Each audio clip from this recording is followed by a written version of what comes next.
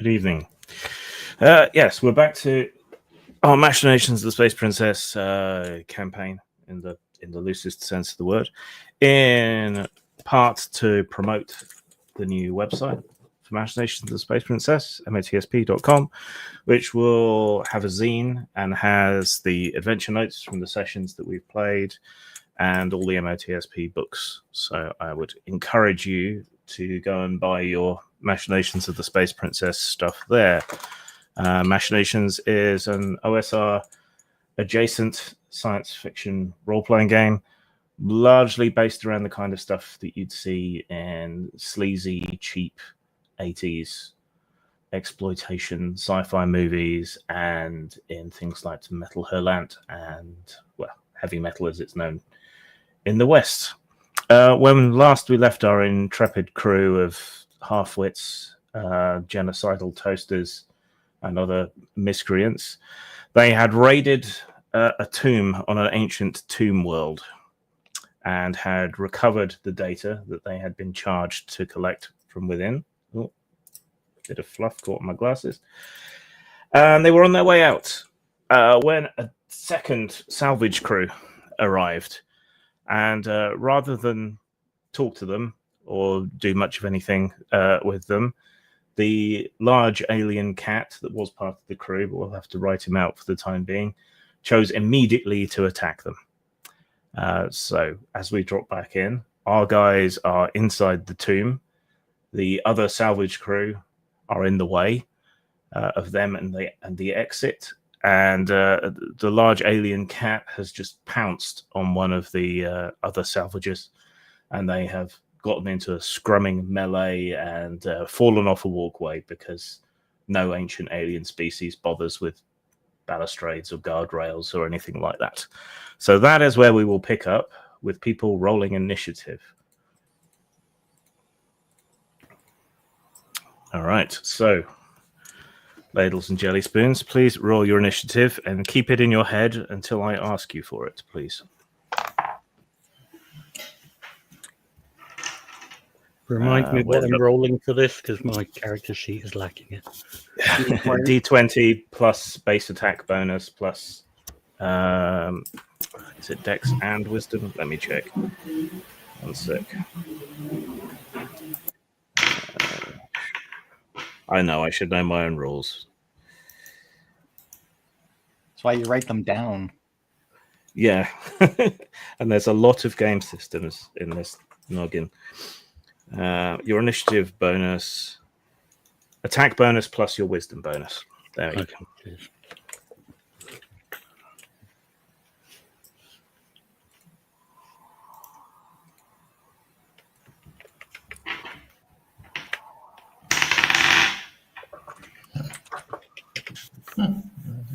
Nick's Stardust is in the back, apparently. Oh. Are they still in the gulag? I was in the gulag. No complaints, so it's back to the gulag. Double gulag for you. I don't think I bought myself a weapon. You probably didn't. You just toast people. Yeah. Whose fault is that? Yeah, I am a weapon. You're toast.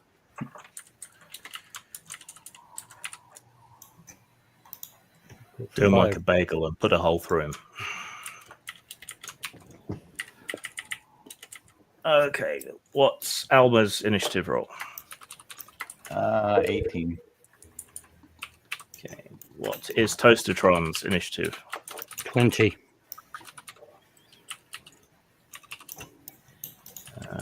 What is Jim's initiative? 13. What is Flog's initiative? 14. And I have a critter, yeah. and its initiative is 12. Okay. What is Sappho's initiative? 11. 11. And what is Nyx's initiative? 15. Okay, let me just arrange that in order to make things easier for myself.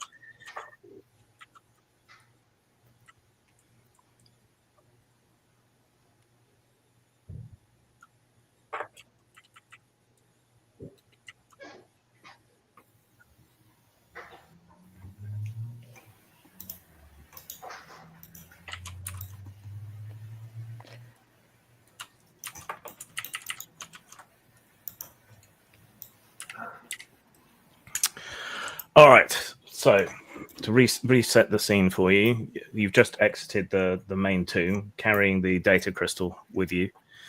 When all of this kicks off, this other disreputable-looking crew, they look at least as disreputable as you do, came in, challenged you over the tomb, and then your cat friend leapt on one of them and dragged him over the edge and down into a gully that runs around the entrance chamber. There's not really a lot of cover. There's a bunch of old, desiccated, fossilized trees in ancient pots. That's about the only cover. And that forms a sort of loose avenue up towards the entrance where the doors stand open, and beyond a slight force field, which keeps the atmosphere in. You can see the space beyond your landed ship, and they've got a couple of landed salvage cutters out there as well. Toastertron, you get highest initiative. What do you want to do? So they're all sort of lined up in front of me in a they're in thing. they're in a loose skirmish line across the entrance. There's a big six-armed frog-looking guy wielding a rather dangerous-looking techno axe. There is a muscular red alien, vaguely humanoid, but with digitigrade legs, an enormous maw of teeth, and wielding some sort of chain saber ripping sword of some description. You think it's a repurposed salvage tool. There is an insectoid creature with an elegant pistol in one of its claws. There is a thin, drawn, very tired-looking human with an antique pistol. And there's a pair of little crystalline, dwarvy-type creatures, which are kind of holding themselves together, kind of on top of each other, separate entities, but moving as one. Are there any that are stood close enough together that I could hit more than one of them with fire breathing? If you can get close enough to them, yes. But they're out towards the entrance, and you're back in at the tomb door, so it would take a while to reach them. Probably about 2 turns of movement. Okay, so they're not within 5 meters. No. Oh, okay. Well, I will do nothing and hang back because there's not really much I can do at the moment. Okay. Do you want to take cover or? Probably should. Yeah. Can I just go back in the room? Yeah, you can duck back in the room. Okay. Okay. So you have complete cover if you want it, or hard cover if you want to peek around to keep an eye on what's going on. I'll just have complete cover for now because I'm not really a combatant. You must live for the revolution to succeed. Wait, that's your body talking. Yeah. Alma's turn. I will go back and I will grab Nyx with me, pull her in a cover. Okay. So you move back into cover, and for your other action, you grab hold of Nyx and yank them back into cover as well. I presume you don't fight me on this. No, I don't. And now Nyx's turn. My turn. I am going to, let's see, do I have a sniper rifle? I think I might. Let's see. Okay, here we go. High caliber carbine. Inaccurate times 2 extra capacity, damage 1d8. Let's see if I can do this. So -2 to hit for the inaccurates. Mm-hmm. But why? Because I wanted to put more bonuses onto it, like a gear and whatnot. Why go boom? Why go boom? Okay, who are you aiming for? I'm aiming for the farthest one at the entrance? Well, they're pretty much in a line. Oh, just a well then skirmish I line. fire the one closest to me. Again, they're roughly equidistant to you. Okay. I will randomize it for you. Yeah, randomize, please. I got a 17. Okay, you take aim at the giant frog. Okay. And fire. 17. Okay. His range defense is only 12, so that is a hit. Roll damage, please. Okay. 3 damage. All right. So you bring up your carbine and fire off a couple of rounds. A couple of them go wide because it's so inaccurate. But the last one does manage to hit him. It bounces off one of his scrap metal pauldrons and just leaving a scar of fresh, shiny metal beneath the rust. He seems unimpressed. But you did hit. Good. Right. Flog.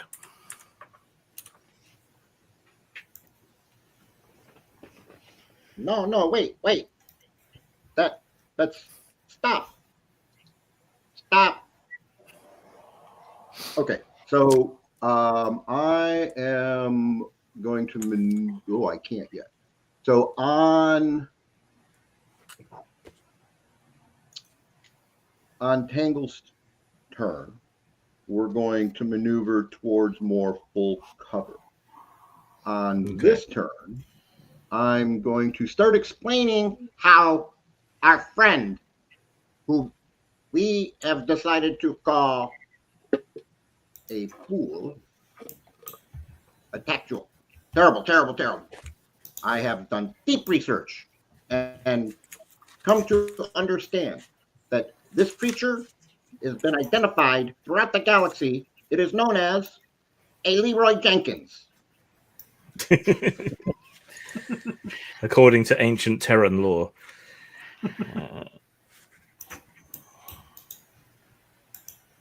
Actually, it predates Terran law. It's actually from one of the other human cultures, and somehow it got connected to Terrans for some unfortunate reason.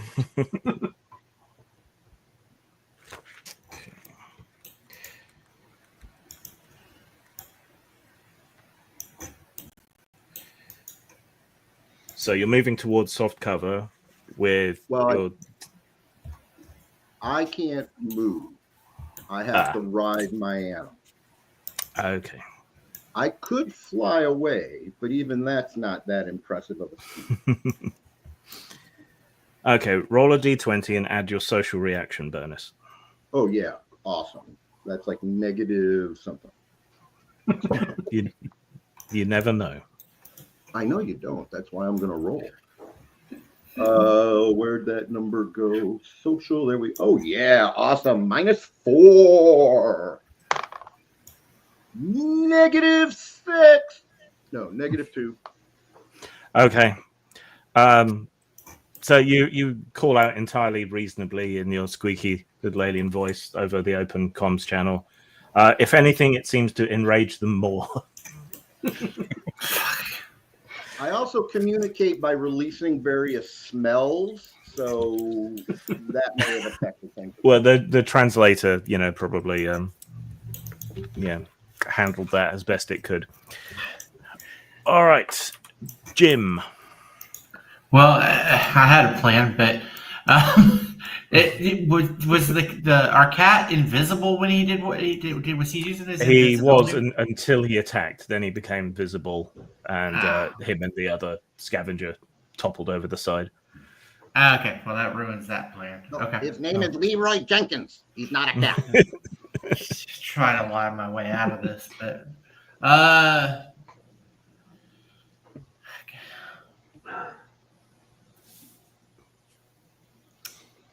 oh fuck it, I'm gonna try anyway. We've got performance and stuff. Rock it out. All right, I'm gonna run towards them. Okay. And In the open or in cover? Oh, yeah, it's totally in the open. And as I run, finally, I got away from these fools. And just run like straight at them as fast as I can, not pulling a weapon or anything. Okay, that's an interesting plan. I love that plan. It's brilliant. Well, I was gonna say that we were running from an invisible monster, and so that would have helped. But if they saw him, then now I'm just trying to completely lie. To get Okay, close to him. that may have given them pause if Flog hadn't Even. enraged them to the point of homicidal psychopathy. Oh, great. With whatever it was he said about their mother when the translator went wrong. So, all right. The giant frog thing sprints towards you to close the distance and makes an all-out attack with his vibro axe. Oh, great. Okay, what is your close defense? It's 15. He gets 14 with the first strike, misses. So you sort of slide and duck under him. But then on the backswing, he catches you in the back. You take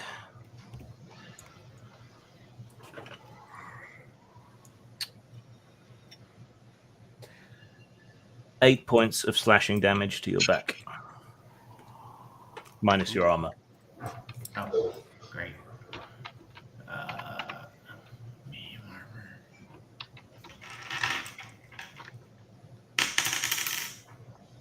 armor. Okay. So 5. You take 5 or you rolled 5? I take 5, so I'm down to 2. That's a hell of a wound. Yeah, so you duck under his first axe blow and are quite pleased with yourself until you feel the heavy chonk of the axe on the backswing into your back. Assuming, not without cause, that you must be dead after such a heavy blow, he carries on charging towards the others with his axe, bellowing like a bullfrog, his cheeks inflating to like 10 times their normal size. Right, now it is Flog's critter. Okay. Flog's critter is going to now make as safe a beeline towards Jim as possible. Okay. So he darts off to the side of the room and gallops along using the fossilized trees for cover. So you have soft cover. You'll level with him, but I doubt your critter knows how to use first aid. No, what he's going to do instead is pop his defensive cloud. Okay. What's he called again? He's called Tangle, and his defensive cloud, once a day he releases a cloud of spermatozoa into the air. Great. Okay. All right. Yeah. So Tangle gallops along the side past the fossilized trees, sort of skids to a halt, the same sort of level as Jim, and then it gives a sound both like a fart and orgasmic in the same instance, and is surrounded by a pearlescent cloud of tiny spermatozoa, which begin to drift out and slowly settle. Spermatozoa. Yep. Okay. Sappho. All right. Time to assess the situation. I guess that once witness the reaction to Flog's attempts to calm down things, Sappho has no other option to draw his vibro rapier and pierce the head of the nearest asshole to her location. Okay. Yeah, so the big frog guy with the 6 arms and the axe is the closest one. Because he's charged towards you, you can reach him. So you run to meet him and then jab out with your vibro saber. So make a close attack, please. So D20 plus your close attack total. Okay. All right. And it's a 4. Damn it. All right. You jab out. It does hit him, but all it does is pierce one of his inflated cheeks, which does him no damage, but a big empty sack of skin is now flopping on one side of his face. Real quick, How Jim. humiliating. Charming. Tango actually has 2 actions a turn. Yeah. So he has extra limbs. So with that extra limbs, he's going to pick up Jim. Okay. So, yeah, he lashes out with his longest tentacles, wraps them around Jim, and draws him back like a yo-yo being returned to the hand. Okay. The insect creature moves behind the cover of one of the fossilized trees and attempts to shoot Flog. But Flog is behind cover. So what is Flog's range defense with a bonus of +2? 16. Okay.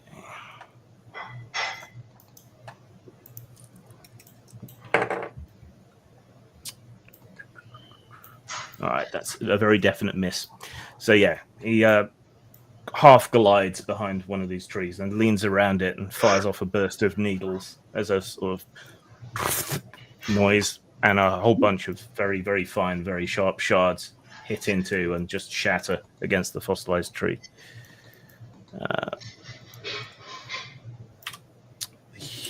The human in the spacesuit moves behind the opposite column of trees and takes a pot shot at Nyx. Okay. What is your range defense? My range defense is here. Here we go. Range defense is 14. Okay. He fires off a couple of rounds but completely misses you. So bullets just smash into the ancient walls. The projected AI image of the giant woodlouse thing just sort of glances over at the damage to the wall and goes, and then switches off. Right. The 2 little crystalline entities grab hold of each other and acrobatically roll over and over into cover beside the human. New turn.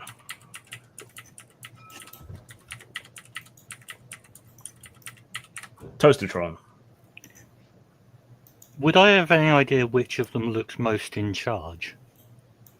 You think the frog looks most in charge? Okay.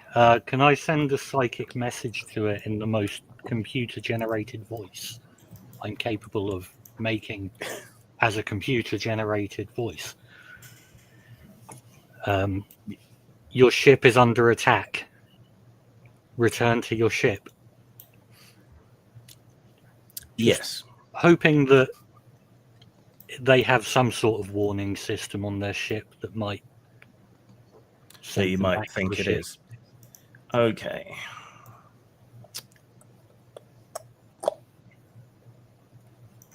Make a...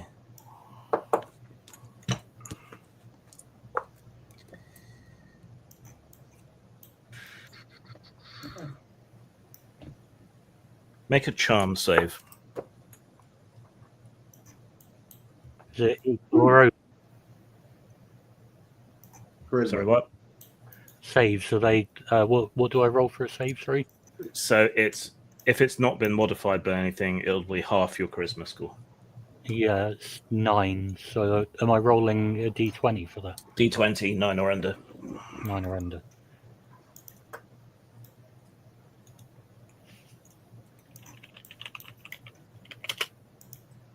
$19. Okay. He has a chance to resist. He doesn't. Okay, so... But it's not his go yet. But we will get to him. All right, Alma. The one that shot Nyx, rush over, slice him. Okay. And Yeah, flurry of both move blows. forward, and you could just about reach. Okay. Make an attack roll. Yeah, flurry of blows. So 16 and 18.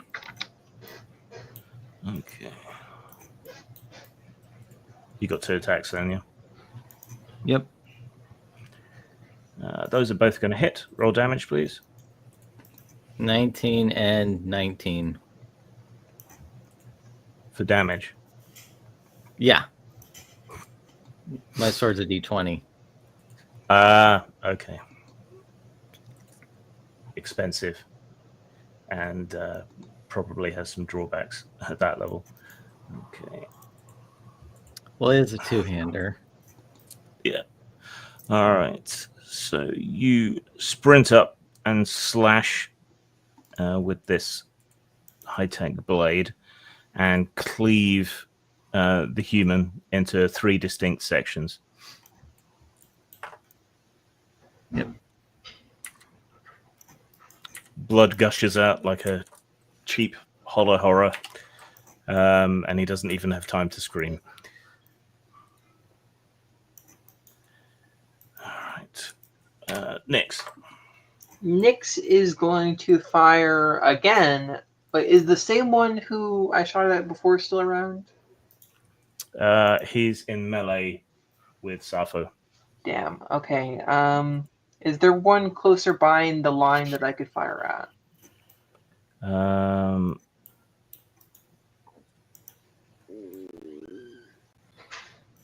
The big red guy is moving up as well behind the frog. So Okay, he's I'll fire probably- at him. Okay, so you shift slightly to the side and fire off a salvo of shots. Yep. Make your ranged attack roll. So because I have a +2, it evens out to just a 0 modifier for ranged attacks. So yeah. So Oh what did no, you I get? rolled a 3. All right, this is what you get for an inaccurate gun. That's even without any modifiers. It's like trying to use a water hose with a loose nozzle. Bullets fly off in all directions except the one you were aiming for. When do I need Something to roll to- for ammo? That's after each combat. Okay. All right, Flog. Okay. How far away was that bug? How far away is that bug critter from me right now? He's across in the avenue of fossilized trees, a short distance. So not Is that very under- far away at all. Is that under 5 meters? More than 5 meters, but you can close the distance with a move action. No, I can't. Okay. I am going to wait until Tangle's movement. Yeah. So you're going to hold your action. Then when Tangle moves, I'm going to take right. I'm going to Okay. make a decision on what I'm going to do. So holding your action for now. So, Jim. Well, I want to pull my gun out and attack the guy that hit me. Okay. So you draw your gun and look towards the melee between Sappho and the frog guy and take your shot. Jim is in the cloud now. Does that affect him? No, it's You cover. tell me. I pulled him What does in he- to what give do- him cover. Okay, then he has cover. So there'll be a penalty to hit. What is your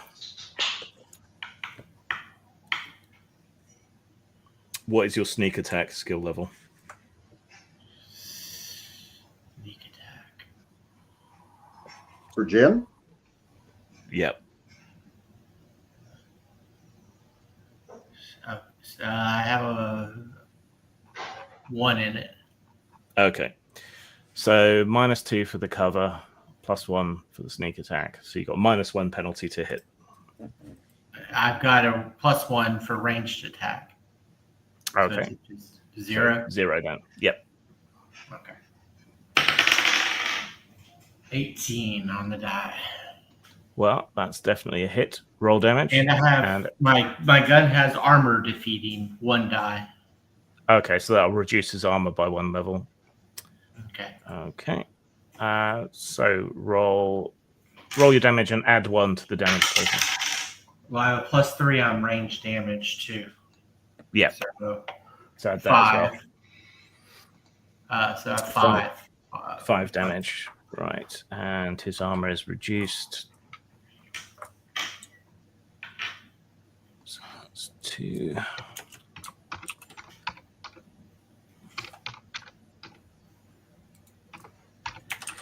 All right. You let off a few shots into his back. You see the sparks. Well, is it a ray gun or a pistol? I have a slug high throw caliber pistol? pistol. Yeah. Okay. Yeah, so you see it smash into the armor and salvage equipment on his back, breaking a bunch of it. You hear him grunt in pain, but it doesn't seem to have taken him down yet. I wasn't sure about. I did grab a second one to use it in my offhand, but I wasn't positive about the. You had to pick a skill, didn't you, for 2? Yeah, otherwise you take a penalty. Extra action. Yeah. That's okay. Hang on a sec. Let me find it because it might come up.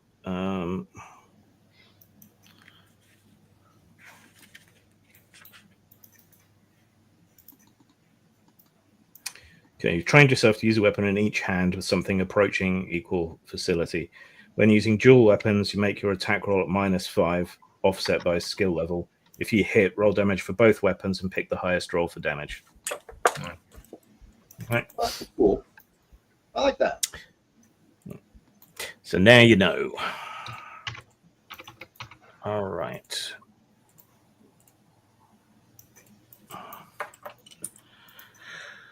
All right. The giant frog raises his axe and then raises one of his spare arms up to the side of his head where his communications array is. Looks alarmed in that his eyes bulge out even more than they normally do. And he croaks out something, which in your translators comes out as, "The ship's under attack. There's more of them. Fall back." And he attempts to slowly break off the combat with Sappho. So he has basically taken a couple of meters step back while fighting defensively to disengage. All right. And now it is Tangle and Flog's held actions. Okay. Wow. So at this point, they're disengaging. There's one of them sliced into pieces. Yes. Three I'm gonna three go look at separate that. chunks, all of them looking equally surprised. Correct. Okay, so you bring Did me Tangle and over to Tangle? the 3. Yeah, we let I mean, we just kind of, oh, what the hell? Look at that, and go over and look at it. Is Tangle herbivorous or carnivorous or both? Yes. Okay. He slurps one of the carved off legs into his mouth parts and starts making happy crunching noises. Excellent. Oh, interesting. Do I observe anything of interest on the body?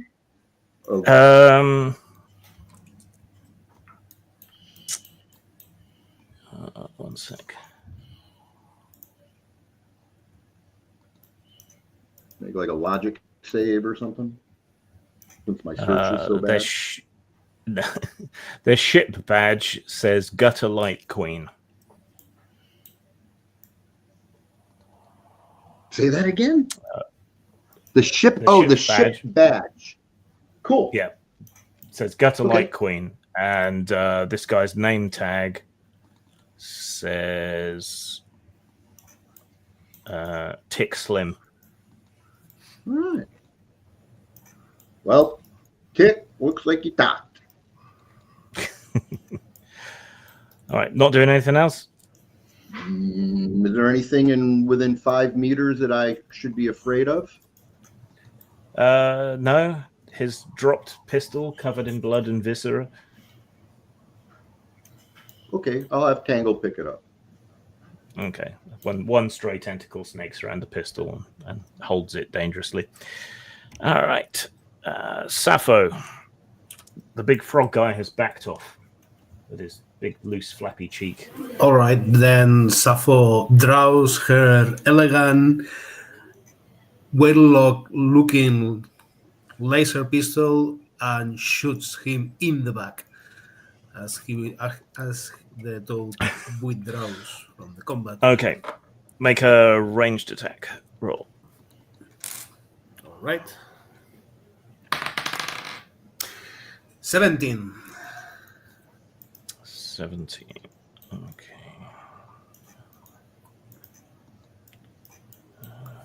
And let me check the damage laser gun does. Yeah, that's a hit.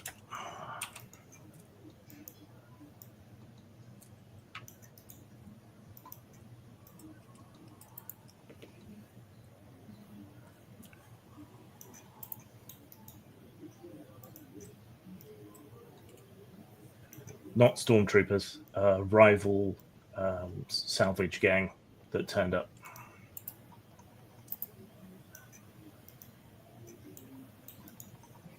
Did you find the damage? Yeah, as Solvi martial energy weapon, then is 1d6. Yep, if it's just a basic one, so roll a d6. And, well, 5. Okay. All right. The laser beam scribbles across his flesh. You can all smell slightly cooking frog, but most of it was deflected by his salvage suit. So he continues his slow retreat. Well, better look next time.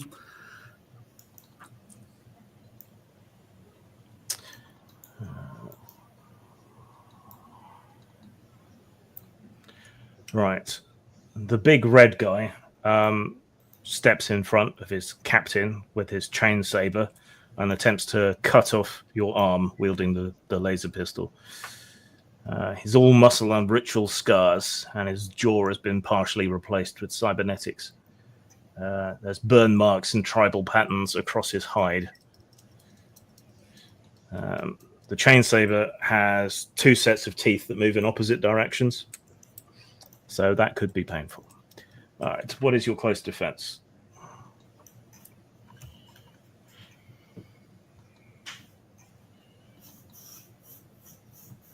For Sappho. Yeah, sorry. I was checking in the character sheet.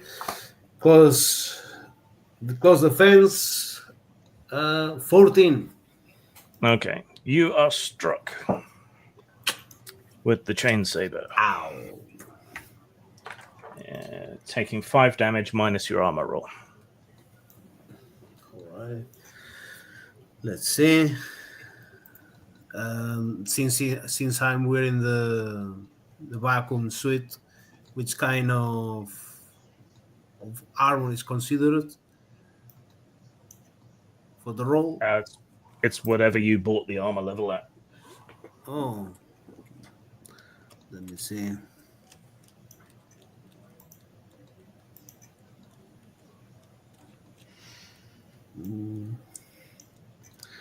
All right.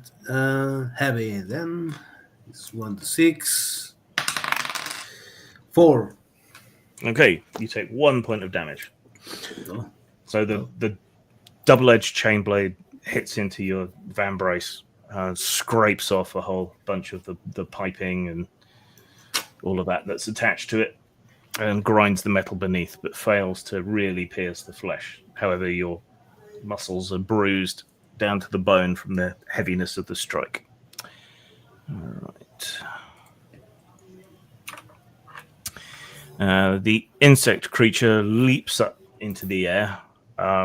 Two sets of delicate wings sprout out of its back and flip a flap with a sound like an outboard motor, and he sort of glides back towards the entrance, firing his needler at Flog again, who is no longer in cover.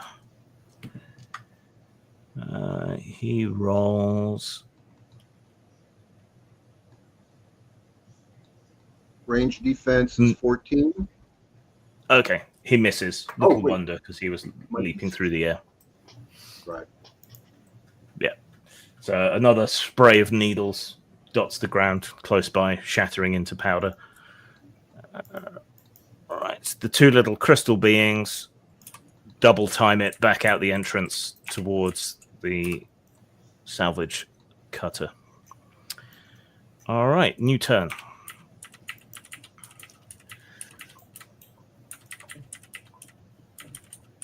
Toastertron. Well, they're probably more than 5 meters away, so I can't shoot them in the back. No. So I'm just going to stay where I am. Until everything's over. All right. Yeah. Well, that does mean you can hold your action in case anything weird happens. Right. Alma's turn. The one that attacks Sappho, I'll run in, strike him. Okay. Yeah, he's still backing away, so you can't get a surprise attack on him, but you can make a normal attack. So make a close 7 attack. and 18. Okay. First blow with this gigantic sword misses. The second strike hits. Roll damage. 13. It's armor defeating, right? It's energy, so it's vicious. So Okay. Sorry, how much damage did you do? 13. Okay. So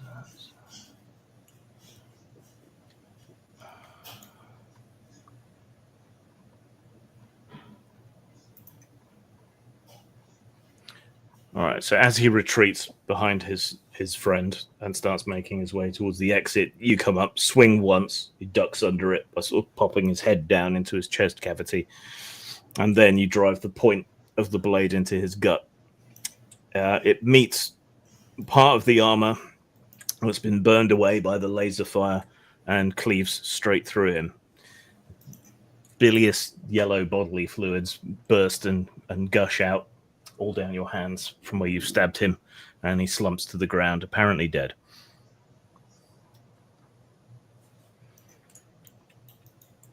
And turn. Which is good, because it means he can't countermand his last order.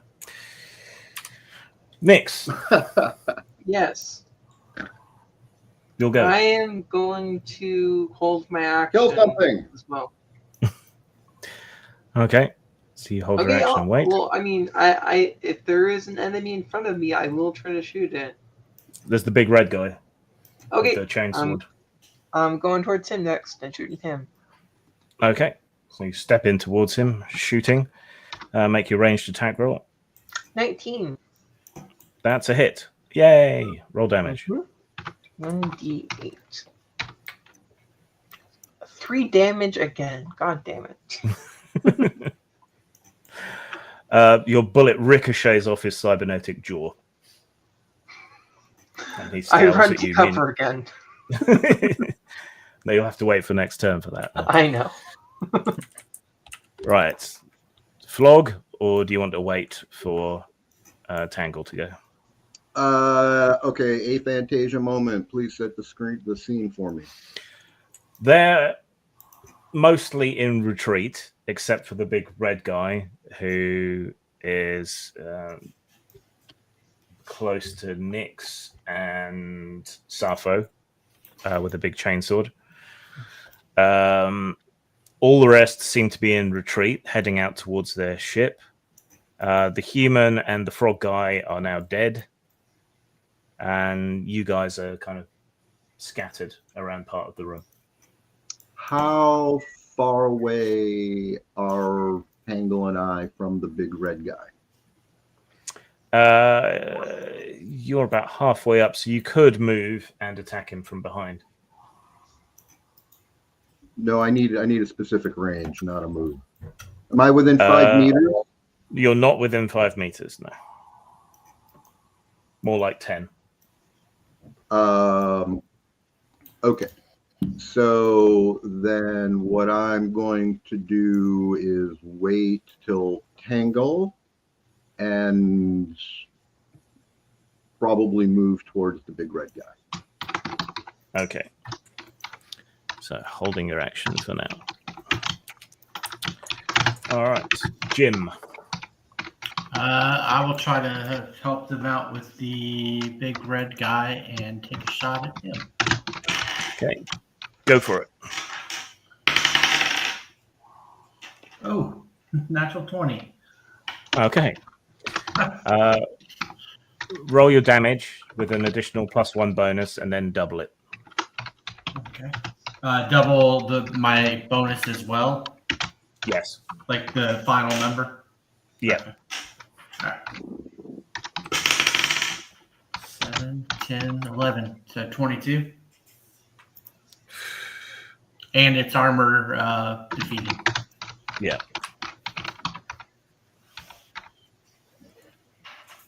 What kind of weapon was that again? It's the heavy pistol, wasn't it? Yeah. Heavy caliber pistol. Okay. So Nix's shot ricochets off his jaw, and he turns angrily towards Nix and roars, like showing several rows of teeth, like a shark. Raises his chainsword above his head, and then is shot through the face from behind. So the exit wound, most of his face comes off and hits Nix in a shower of gore. You can see for a moment through the hole in his skull, and then he just topples forward with a splat and a thump as what remains of his brain tissue spreads out over the floor. A fine shot, sir. Right. All right. Tangle and Flog. Okay. What is within 10 meters of Flog that's still living? Nothing. All right. The insectoid and the pair of crystal creatures are now out and heading towards their ship. All right.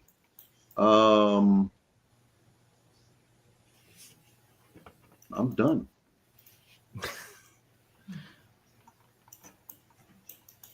So just have the satisfaction of a job well done. Yeah. Nope. Yeah. That was fun. Okay. Sappho. So the guys are still withdrawing to the ship. Yeah. Their leader is dead. Well, let's hunt down these assholes and finish this, and maybe we can get another ship for our particular fleet. What do you say, Okay. guys? I'm fine with chasing them down. All right.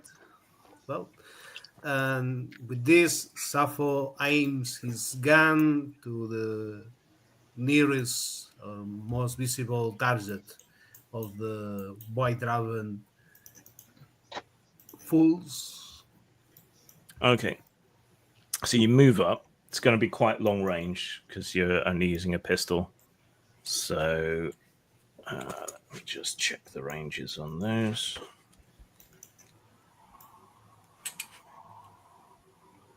Assuming it's the base range.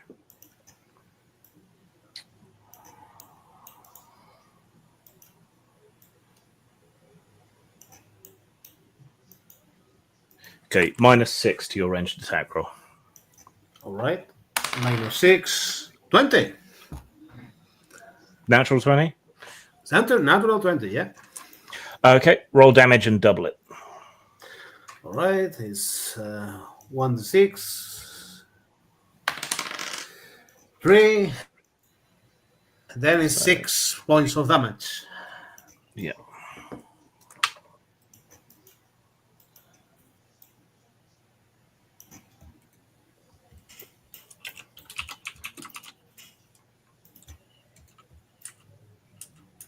All right, you manage to. It's a hell of a shot at this range, but you do manage to land a hit, a glancing blow on the creature's shoulder that burns a neat little hole through one of its wings.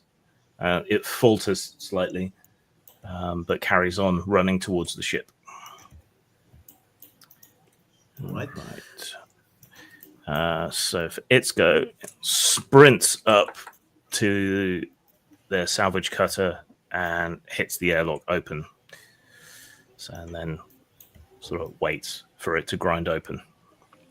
And then the two little crystal guys also sprinting. Yeah. The two little guys also charge up there and cower on the gangplank, trying to make as small a target as possible of themselves while the airlock cycles. All right. New turn. Toastertron.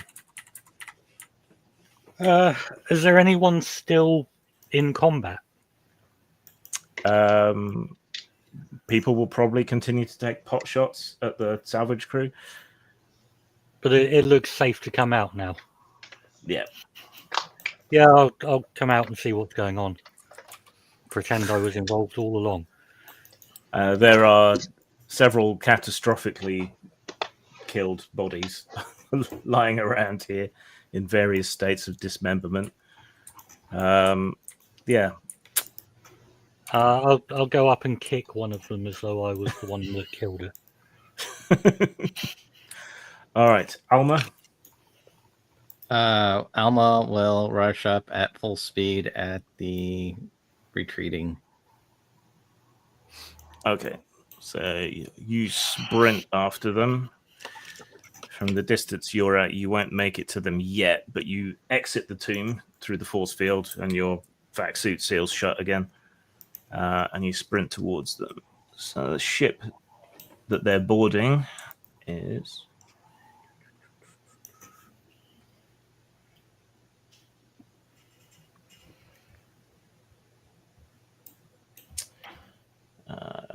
is a cutter. The alien glyphs on the side, you think, say the Skell. It's a scarred little salvage cutter, all engine and power claws, built for board and strip work rather than beauty. Its hull bristles with laser torches, cranes, and grapnels. The metal is scorched from too many close passes at burning wrecks. The cockpit canopy is smeared with weld soot. It's covered in mismatched hull plates taken from other vessels and bolted on as part-time repairs. And it has a large underslung cutting laser.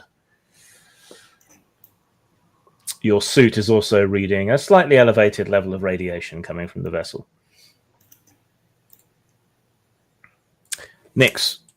Yes. What do you want to do? Activate the ship and follow the crew out of here. Activate the what, sorry? The ship. You're gonna go for our ship? Yeah, I thought we were gonna follow them out of here, go into orbit. They're on foot. Oh, never mind then. I mean, you can run to the ship, which is landed not far away. I'll run to the ship because I'm not very good in the fight at the moment. Okay, you sling your gun and sprint out through the force shield and start running across the alien world towards your ship. All right, Flog. So I'm gonna take that gun that Pangle's holding, and I'm gonna toss it to Toastertron and give him a 3-eyed wink. All right. It is a generic product model 1.1 10mm pistol. It does 1d6 damage and is otherwise completely average in every regard. Okay, 1d6 damage, you say? Yeah. All right. Jim. I will charge at the retreating people, and if I'm in range, I'll try to pop a shot off at one of the little dwarf people. Okay. Yeah, so you move out through the force field level your pistol at them. It's an extreme range shot, but you might make it. Make a roll at -6. And then, but did +1, so -5. Yep. Okay. Probably not. That's gonna be a 6. No, that's a very definite miss. So your pistol goes off, a couple of heavy rounds smack into the side of the salvage cutter, but it is not impressed by hand gunfire. Tangle? Well, we're going to start investigating that big red body. Okay. He was a Vexelite, a sort of warrior race. Ritual scars, tribalistic culture that somehow achieved space travel, digitigrade legs, lots of teeth. He had, and it's still intact, a sort of cybernetic lower jaw replacement like Trapjaw from He-Man. And this chain saber thing. Grab it. What is jaw? Yeah. Tangle picks the jaw. Yeah. Okay, so a bunch of a bunch of tentacles wrap around the lower mandible and rip it free of the rest of what's left of the head. You have the jawbone of an asshole. Mm-hmm. Right. Safo.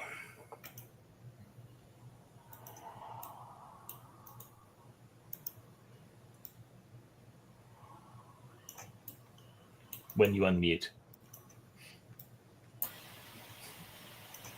Yes, sorry, I will detail my headphones for a moment. Where are you addressing to me, right, at the moment? Yeah, it's your turn. Oh, my turn. Well, all right. The ship of the salvagers. At which distance is respect to my current You location? can close the distance to them, so you won't be at such extreme range if you want to take another shot. All right, because if I could see if I kill one of the aliens, the rest will make it to the ship, or because I don't want them to. Yeah, they're both at the airlock. They'll be able to enter the airlock on their turn. All right. Well, then I'm going to kill one of them and see if the remaining one is able to take off with the vessel. All right. Let's see. -6 by distance or the -4 now. -4. All right. And 8. That is a miss. Well, All right, so you fire a scribbling laser blast. It strikes the side of the vessel, leaving some black scoring marks, but nothing else. All right. Point of order. Yes. Rules question clarification. Do these doors, or in this setting, do doors close as slowly as they open? Not necessarily. Damn. Right. The insect creature and the pair of crystalline entities pile into the airlock and slam the door shut. Because it needs to close rapidly in the case of depressurization, it slams shut immediately and then repressurizes. Oh, well, I tried. But you guys have probably got a handful of turns before they reach the cockpit and get ready to take off or anything. So we're now out of combat. What do you want to do? Can I go and press the button to open the airlock? Okay, you sprint up to the ship. You can hear their reactor warming up, and well, you don't wear a suit, but you press the button and it says "ident mismatch," and makes a noise. Can I hack it? You can try and hack it. Yes. Okay. Make skill roll. Check the skill I've got in it. You don't have it. You're an expert, aren't you? Oh no, wait. Are you a scholar? I've got, providing I can get access to. I'm just checking the rules here. Okay, it's just right. What am I rolling for that? Just 1 point in hacking, so Roll D6, get a D6 1. and have to roll a 1. Yeah. Okay.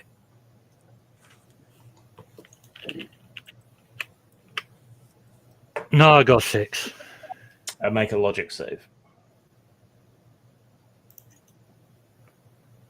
And that's D20 roll under, isn't it? Yep.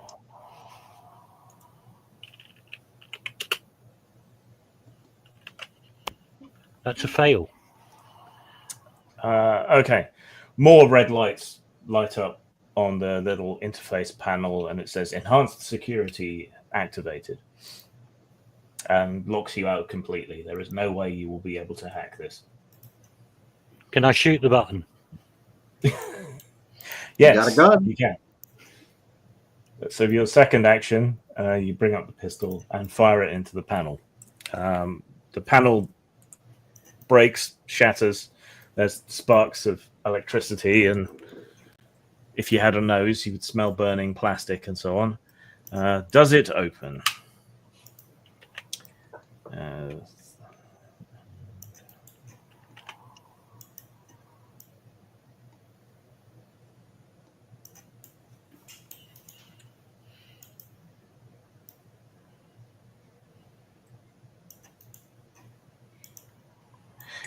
Okay. However, it does drop into an emergency access mode. A panel falls off, revealing a manual crank for opening the airlock. This is what we call brute force hacking. Correct. But you've had your actions. Yeah, someone else will need to.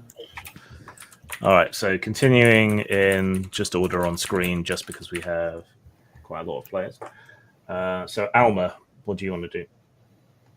What? I'll pull the lever, and then whatever gap forms, I'll just immediately, jump through. Okay, so you come up alongside Toastertron, grab the crank, and start pumping it to open the airlock. It's like millimeter at a time with every crank. Yep. And after a couple cranks, I literally just jump through the hole. It's big enough I can easily slip through. Okay. All right, so you slip inside their airlock. They're not in it, and there is an inner door to the airlock. Yeah, I'll hit the open button, and then basically just rush straight for the bridge. And Okay. I'll transform as I'm running to the red one, the last one we killed. When you hit the open button, a warning light flashes up, and it says "Caution: exterior door open." Yep. Now I'm just gonna rush. Right. So yeah, you'll be delayed here for a minute while you override that. Jim. I was already running towards the door anyway, so I'll get there, and then I guess I'll start trying to crank it for the rest of us that can't shape change. You take over from where Alma was pumping the crank to open it up a bit more. And Flog, still investigating the dead people? No. At this point, I'm staying just within the force field and preparing to take notes as I observe what happens to various alien bodies when they're right next to a spaceship as it takes off. All right. Right. Safo? Well, I assist Jim to open further the door because Sappho does have some traits that make her spatial challenged. I mean, cannot come through the same crevice through Alma get into the spaceship. You go thump up against the door, and can you make a power save to see if you can push it open? All right. The power save is with the D20 or with another kind of D20. D20 equal to or under the number. Okay. So for everybody, just kind of in general, what I came up with is it's roll high to kill things, roll low for everything else. All right. You say that is a power save. Yeah, which is half your strength, but it might be modified by racial traits and things. All right. Half of strength, which is a 14. 17 plus 20 makes it a 9. And I roll at an 8. Okay, so that's a success then. All right. All right.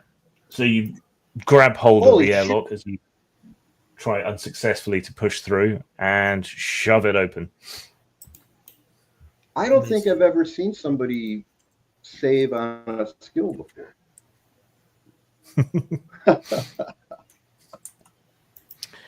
Right. So the outer airlock doors are forced open. And that's as far as you guys have got so far. Right. In the cockpit, neither of these guys are usually people who operate the ships, so their chances of making anything work are fairly low. Oh. All right, let's see. Does it have a dangerous drive system?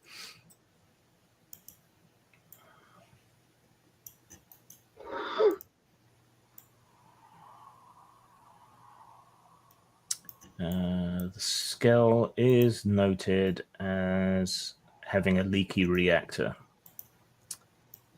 All right. You all feel a tingle as the anti-grav plates on the bottom of the ship switch on. The reactor switches up into high energy mode, and you're all bathed in EM radiation, except those of you who are already inside the airlock. So who's still outside? I think it's Jim. Yeah. Is it? Yeah. Toaster. Oh, what was Nick's doing? Nick was forget. heading into the ship. Nick's is out This- ship. To our ship. Yeah. Okay. So you're far enough away, that's not a problem. So only Jim gets bathed in deadly radiation. Well, I'm still outside as well. Where's Toaster Tron? Yeah, but you're in. Yeah. But if it's electromagnetic radiation, does it true. affect the robot? It can still affect him because otherwise robots are OP. Also, radiation can affect electronics. So, right. Those of you who are subject to radiation-related problems, which is Toastertron and Jim, can you both make a toughness save, please? Sure. I mean, I can try, but my save is 6, so... Yeah. It's 30%. It's a good chance. Yeah, no, I failed. Okay. Yeah, I guess 7. You take 6 points of damage, Toastertron. I made it. I got a 5. Okay. You take half damage, so you take 2 points of radiation damage. Nope, that's still enough to put me down. Okay. Ooh, death. Yeah, I'm on Now, one. I do have a code. I don't know if it helps or not, but I have a code body. That means you can transfer to another machine, Yeah. doesn't it? Yeah. Would any armor Toastertron. affect damage with this? Sorry, armor, did you say? Yeah, because I've got Juggernaut armor. Would that help? Typically, radiation will affect you through armor unless it's specialist. But I Yeah. think Juggernaut is a general armor bonus. Let me find it. Exposure to high radiation causes 1d4 damage per turn. At the end of the period of exposure, the character must make a toughness save or 1 hit point of that damage for each turn of exposure is permanent. Yeah, we will get to that. Oi. Okay, Juggernaut just increases your hit points. That's what that does. Okay. All right. So you take that damage, and the ship lifts up and moves upwards into the sky, leaving you two down below in a mass of swirling dust.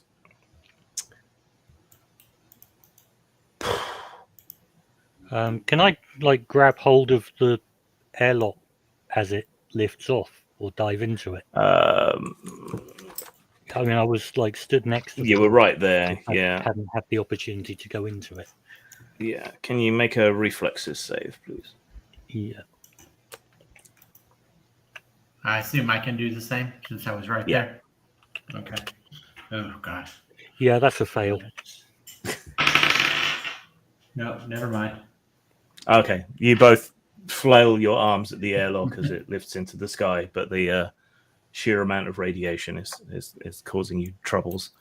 So it takes off with Sappho and Alma in the airlock. Okay. So are the rest of you making your way to your own ship? I am rushing out now to go apply first aid to Jim.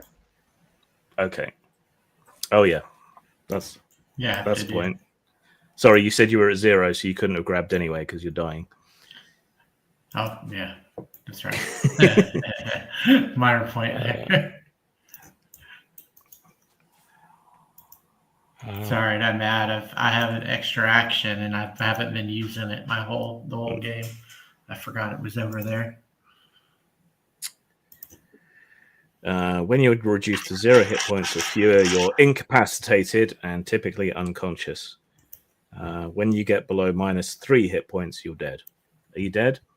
No, that 2 was the exact amount I had. Okay.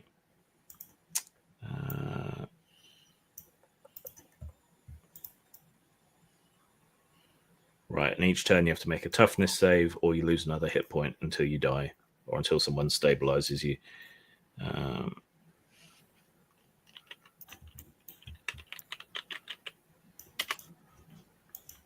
All right, let's deal with that first. So Flog comes galloping over. Ooh. Yes. Well, actually, Tangle comes galloping.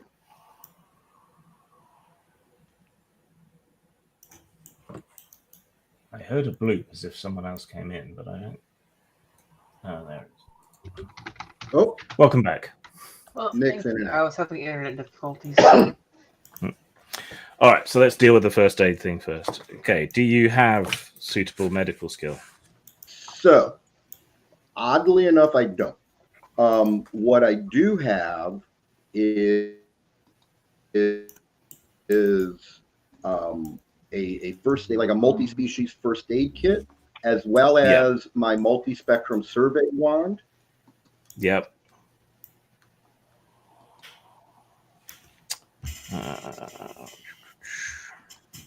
Okay. So that gives you an effective skill level of 2. Oh, joy. So roll d6, get a 1 or a 2. No, 5. Okay, and can Jim make a toughness save, please? I can. Well, I don't know if I'll make it. Don't I get a logic save? You do, so go ahead and make that. But I need to make him make a toughness That I save have anyway. a way better chance than me. Natural 1. Thank you. So, yes. Okay, you are stabilized naturally, but Flog can put it all down to his amazing medical skills. 1, and my int save is 10. Okay. So a combination of his natural blood clotting and you just like stuffing medicine into every hole in his body seems to have done the trick.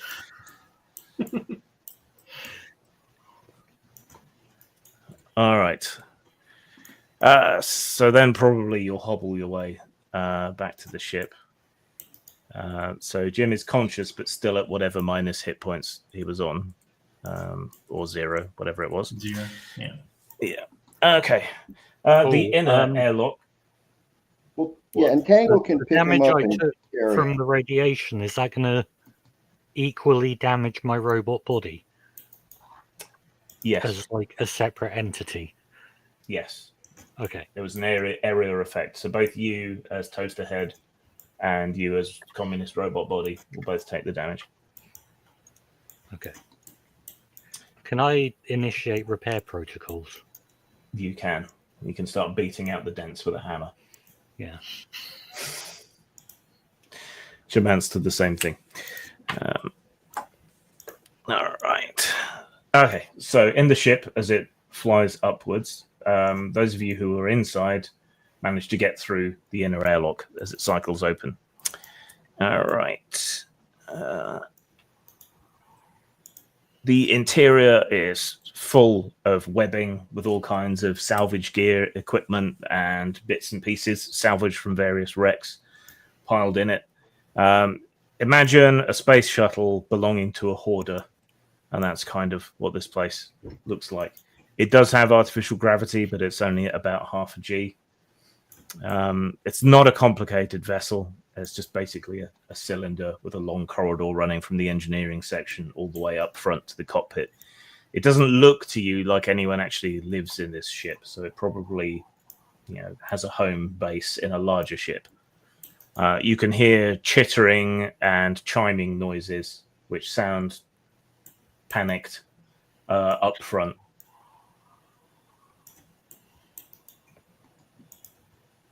So what does Alma and Sappho want to do? I'll move forward disguised as the last one, the red-haired one that they didn't see die. Yeah. Right. I will try to communicate with the rest of my crew. If I do have any communication systems in my suit, is it the case or? Yes, there's a lot of interference, but yeah, what do you want to tell the others? Well, I want to explain the situation and what Alma and I are going to do, which is to sneak into the ship and take it over. Okay. So, well, since I don't have shape shifting abilities, I will have to resort to my somewhat mediocre stealth abilities. Okay, well, you can hang back and wait to see how well Alma does. All right. All right. I will. Yeah. So Alma makes their way up to the front. Yeah, the giant insect and the two little crystal guys are here. Neither of them seems to particularly know what they're doing, but they're doing their damnedest to try and pilot the ship. That looks like it normally needs at least 3 crew to make it work. Yeah, I'll sneak up on them. What, do you want to sneak or do you want to use your disguise to bluff it through? I'll sneak. Okay, make a stealth roll. 2. That's a success. Okay. So they do not notice you creeping up from behind. And yeah, they're arguing with each other in their individual languages. I thought you took remedial piloting. No, I didn't take those classes. It's on your work record. Yeah, you pad your CV as well. We've got to get back to the Gatolite. And then I'll backstab. If one attack takes down one, then I'll go, make the second hit the other. Okay, go for it. What bonus do you get for sneak attack? So, do you have the full-on version of sneak attack or just the basic skill? Just basic. Okay, so you get +2 for attacking from the rear anyway, and you get your level in sneak attack as a bonus to hit and a bonus to damage. I don't have sneak attack. I just have stealth. So okay, you always have sneak attack at 1, so you still get +3 to hit and +1 to the final damage. Oh, okay. Oh wow. Then 14 for first hit. And you said plus damage +3. Was +1 on top of whatever it was +3 to hit. Okay. 11 damage on the first one. Okay. That is enough to finish him. So the insect is in the middle of arguing with the crystalline entities when you spring up from behind and drive your blade through him, shattering his thorax. The two crystalline entities sort of clamp together, hugging each other in terror and emitting a high-pitched squeal as they strobe. And you can make your second attack to try and kill them. All right. 9 hit. No, a 9 does not hit. All right. Still good. Okay. Okay. Okay. Sappho, you also have surprise. You're hanging back a bit, but having your friend bloodily murdered in front of you will tend to slow down your initiative. What do you want to do? Well, I try to assist as the best I could, since I have been in the back. I guess that I don't have to roll for the steals. No, because stealth is now out the window. You can take a shot from back here and maybe hit the crystal creatures. All right, that is what I'm going to do. Okay, you draw your pistol and fire. All right, 17. That is a hit. Roll damage. All right, 5 points of damage. Okay. Right, the laser blast hits them, but because they're made of crystals, it sort of gets diffracted through them and sort of shines off in all directions, leaving small burns on the control surfaces. Oh, my goodness. They seem relatively unaffected. They draw their short blades and both leap on Alma. Close defense is 15. So Okay, they do not manage to land a blow. You hold them both off successfully, shoving them back into their seats, and then it's your go again. okay. 4 and 14. The 14 will hit. Does 5. 5 damage. Okay. You hit and knock a chip of crystal out of one of them. They sort of bounce around in the seat and try to scramble around to get back at you. Sappho, do you want to close and attack them in melee, or do you want to shoot again? After seeing the quite spectacular fumble that it has been my attempt to shoot them down, I draw my Vibro Rapier and try to skewer one of them if I could, because seems this is not going to be as effective as I could. Right. You lunge forward with the sword. Make your close attack roll. All right. 6. No, that's a miss. It just glances off one of the surfaces. They desperately continue to try and stab Alma. But so what was your close defense? 15. Okay, right. They failed to land any effective blows. It's because they're so short. You can just kind of hold them at arm's length, and they can't hit you. All right, Alma's turn. 5 and 13. The 13 hits. 19.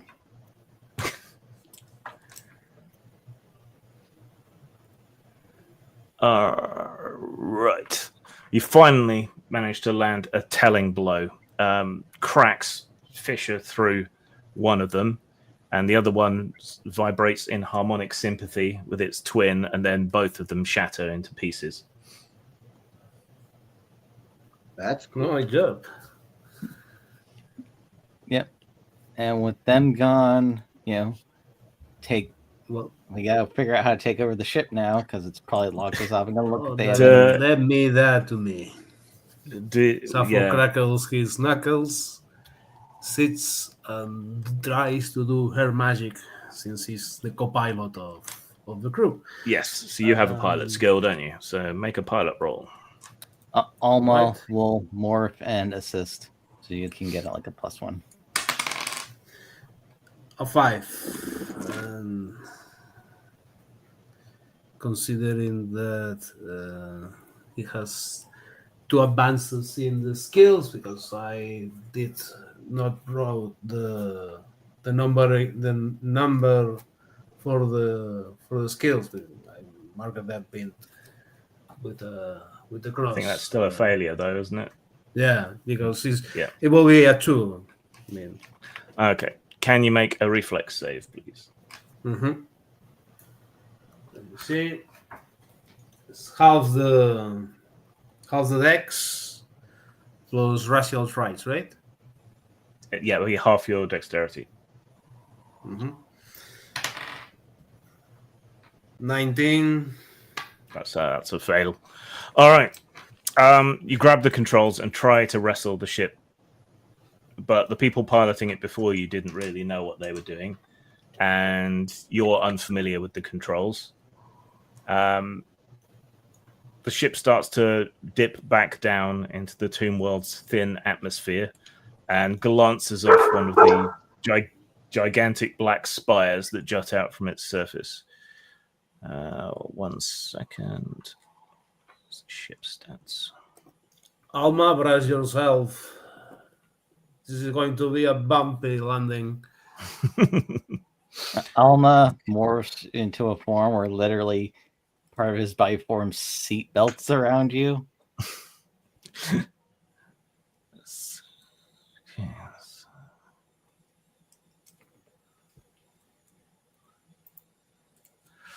Okay. So, listing badly, the ship descends back into the thin atmosphere.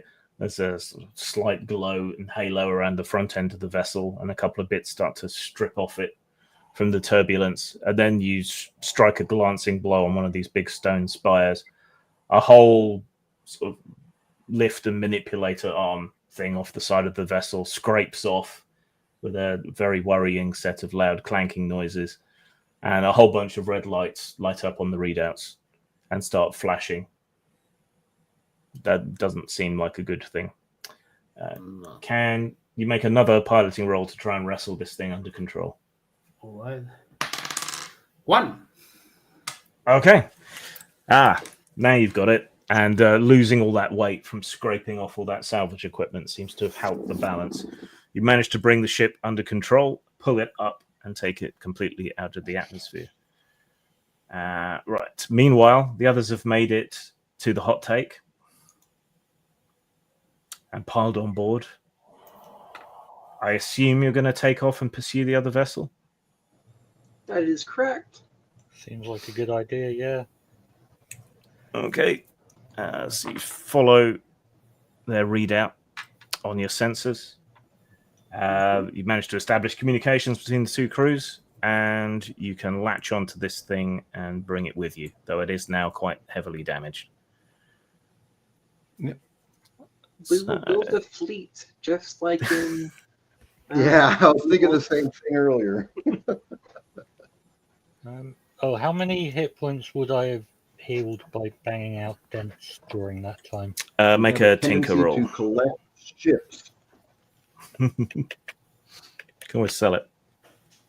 D6 for tinker, right? Yeah.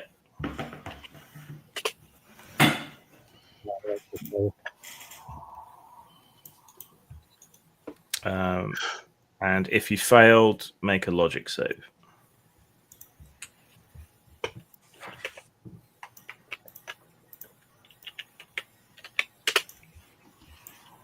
That's also a fail. Okay. You don't manage to fix yourself at all. Still this cheap communist gears and so on. All right. I was trying to hammer my head as well as probably not sensible. Let me just look at the natural healing rules. Yep. Meanwhile, we'll work on getting back into the ship, and then as soon as he sees Nyx, he'll give her a hug. I give Alma a hug begrudgingly.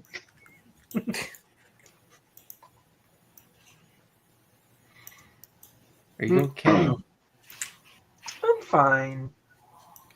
Would anyone like some toast? No, I'm good. I'm good. No. And what is mine? I mean, I brought the fucking thing from plummeting into that wall, and this is the If thanks either of I you get. eaten my toast before, then you do want some toast. It's addictive. Oh well. We need to They're approve your gone. selling Do efficiency. you have butter? No, it's just plain toast, but it is the best toast you'll ever eat. Flog's animal could probably produce butter if we ask it nicely.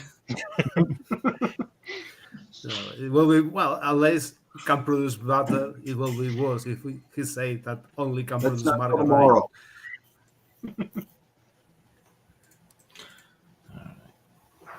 I think Flog and promised to write him a song in the future. All right. It's 4 days travel back to Satana Station, during which everyone can heal 4 hit points, either by tinkering and making repairs or by natural healing. Do any of you have medical skills of any kind whatsoever? That That was Pastor. Right. Yeah. Who is for some reason indisposed. He has the Arcturan cockrot and can't touch anyone. All right, but you don't have a proper medical bay either, do you? You I don't just think have we do. first aid kits. There was a No, medical we bay did. on the ship. Yeah. He that was one of the things we did in the beginning. Was he got Okay. that up to snuff? In that case, you can heal back 8 hit points each. Even the I robot. didn't lose any HP, so I'm fine. Same. Even the robot, because there's plenty of spare parts on the vessel that you hijacked. Cool. So you can pick over the junk and find bits to weld on and use the tools. All right. So, a few days later, nursing the bruises and remnants of your wounds, which reminds me, Jim should have taken some sort of permanent wound because you were reduced to 0 hit points and came back. So let's figure that out first. And the radiation. Yes, the people who took radiation damage, can you make a toughness save, please?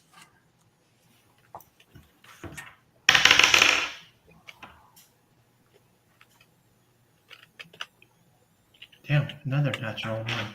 I gotta remember this day. Success! Finally. Yay! You don't take permanent radiation damage. Okay. Did, While we're at Sakana Station, can I see if I can find a ship for 2,500? Another one? Platinum or less. So it's grams palladium. I keep saying platinum, but I'm wrong. Palladium. Yeah.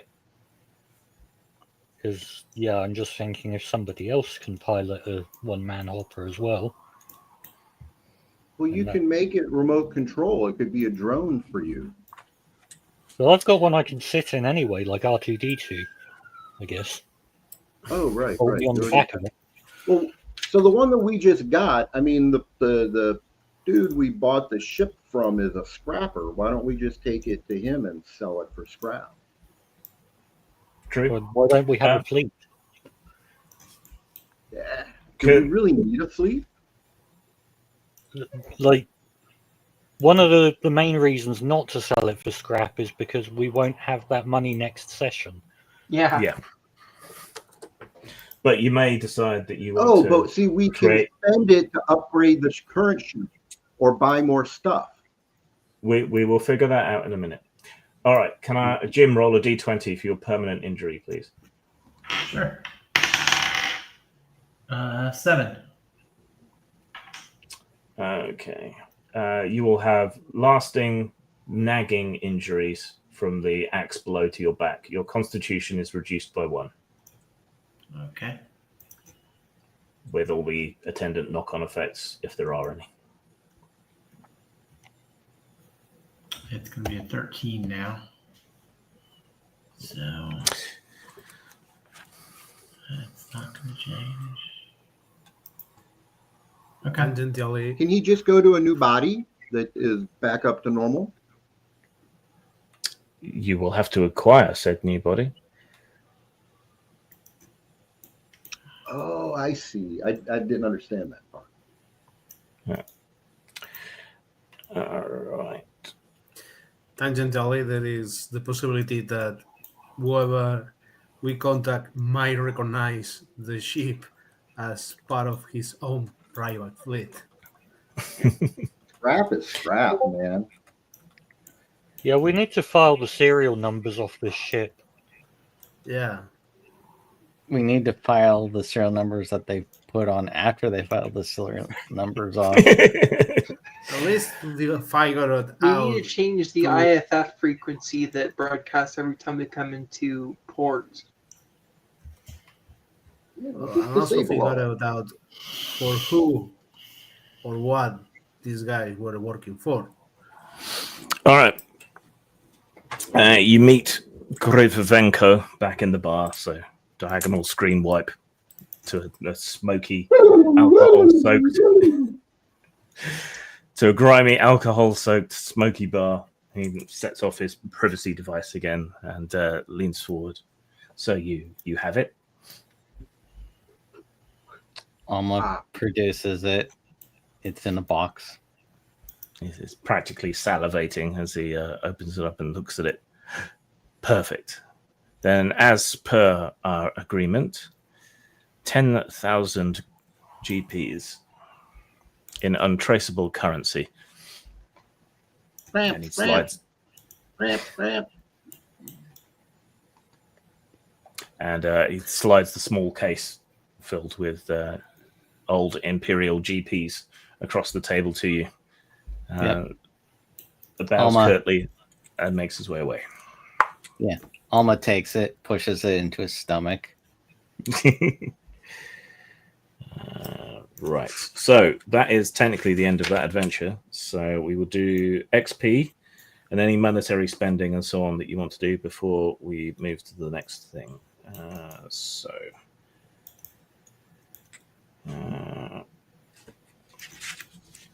Where did I put the experience rules? You would think it would have an entry under experience that I seem to have failed. At 66. I have notes. I found it in the end. Yeah. Right. Okay, so things you defeated.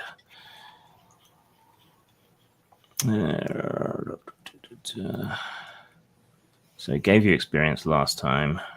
Yep. This time. We're at 175 total. Yeah.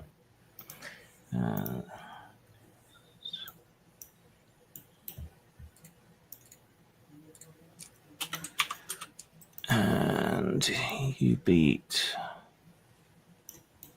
him. So that's that much. I might decide to simplify the experience next time. And you beat Yeah, I've been thinking about that as well. him. Some people get really attached to the old experience point systems. It doesn't matter that much. It just matters, hey, you have enough to level or not. Especially if it's OSR adjacent. Yeah. Yeah, but you got to find that balance, right, between where people feel they're getting those little dopamine hits along the way, or this, because I've never played in a game where it was, okay, everybody just goes up a level now. You actually have to. And these days, people tend to play shorter campaigns as well, which is something you have to take into account. Well, that's why I like starting at third level if I'm playing a level-based system. All right. As for how well you did, I think that was pretty much an epic win, wasn't it? Yeah, we kicked the shit out of that temple, man. Yeah. By the way, I would like to say in character that Sappho leans to Bloch and whispers, you did a backup of the crystal, right? That was my plan when we took the mission.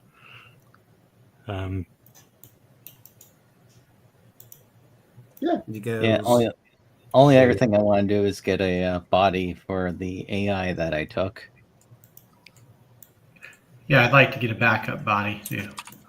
We could put the AI in the ship. Whoa! How much does this stuff cost here? Everybody's become a big spender, but we don't know anybody's actual financial status yet. I've got 2,500 grams of palladium to blow on whatever. So, I mean, the only thing Alma would want is something that has radiation protection. I'm not seeing that under the listing under the armors.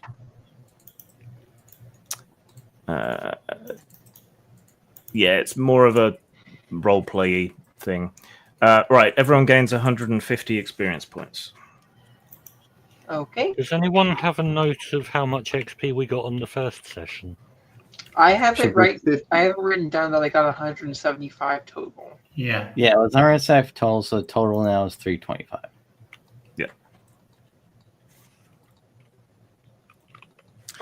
All right, and you got a reward of 10,000 GPs from Griv. So now's the time to spend it or lose it. Do you want to Divide it keep up. the... Well, yeah, however you want to do it. Do you want to keep the ship that you looted, or do you want to sell it? I think we should keep it Yeah. because we're renting I the think other we one. could sell it. Well, We can use And it the other for one's in way storage. better other condition than a than ship. this one is. Well, have the Which is the discussion better in of the two character ships? at the bar. In character. Oh shit. Right. Yeah. Let me give you the lowdown on the ship first, so you know what you're talking about. All right. The Scale is a scarred little salvage cutter, all engines and claws, built for board and strip work rather than beauty. Its hull bristles with cutting torches, cranes, and grapnels. The metal scorched from too many close passes at burning wrecks. The cockpit canopy is smeared with weld soot. The control boards are patched and repatched with mismatched plates. Its main cutting laser doubles as a weapon and a tool.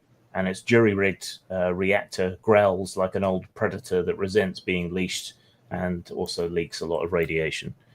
It's a utility cutter, optimized for board and strip work. It is scale 2 at the larger end of the fighter/hopper, so almost into scale 3. It has 2 hit dice and 9 hull points, of which 6 remain after crashing into a big stone tower. It has defense 10, armor 1d4, moderate speed, cutting laser does 1d6 damage and has short orbital range, and can also be used to strip hull plating and cut access points. It halves the time taken to salvage when it's used as a salvage laser.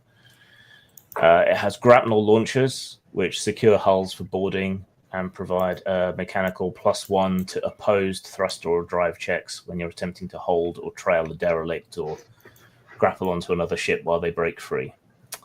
It is rigged for salvage with built-in cranes, cutting torches, and storage racks. So again, that works to halve times taken to salvage wrecks and property. It's a small internal bay, large enough to store a scale 1 skiff vehicle. If you have to make any ship system checks, the reactor is probably the thing to go wrong. It saves a 5. It only needs a crew of 2, but it can carry more. And it has small subdivided salvage holds so you can split up the material that you're salvaging and put it into different pods. How much would it cost to fix it up so that the reactor doesn't leak and the hulls no longer breached from the crash? 1 second. I point at Jim. Bad. Make it go away. No good. Look, Jim. No good. Bad. Bad ship. It will cost you about 200 GPs to fix the hull and repair the broken crane. It will cost you about the same to patch the shielding on the reactor. Oh, that's fucking crazy. Oh, well, I can pay that. Like That's cheap fine. as shit. Yeah, that's cheap. So that's 400 GPs. Remember, anything you don't He spend. can do that on his own. We can't even without. So I've got 2,100 left. Can I buy a big cannon to go on it? A big cannon. Okay. Just a question, point of order. So we towed this here. Where do we keep it now that we're pimping it out? Does it fit within our ship? We're a class 4. Yeah. Are You don't have a Yeah. shuttle bay though. You just dock things on the outside. So you've got Yeah. Toastertron's little pod thing attached to the starboard airlock, and then this attached to the Right. port airlock. And how So does you'll have that to affect us? It doesn't really, because space magic. Okay. So basically, it can split off and be in second ship in a fight. Yep. All right. So you want to buy a nice big Yeah, space cannon for this thing. Something with lots of 1, DACA. 2, 3, 4.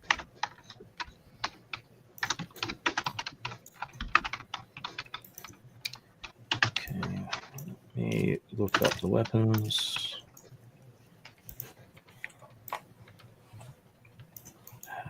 Goons.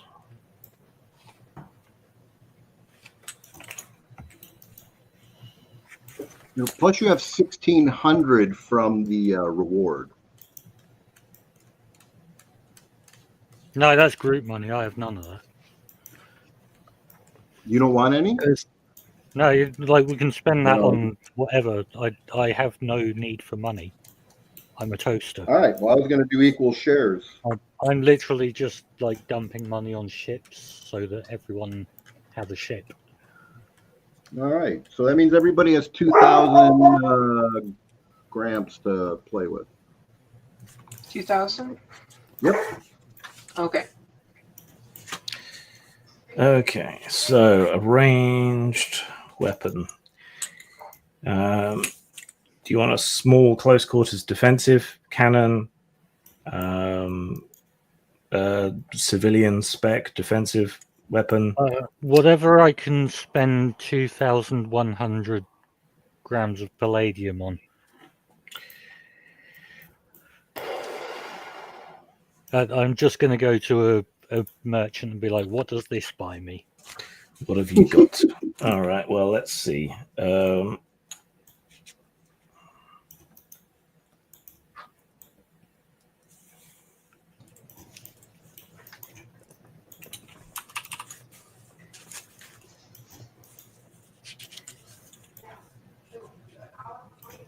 Other than costing more, what does the fashion statement for the armor actually do?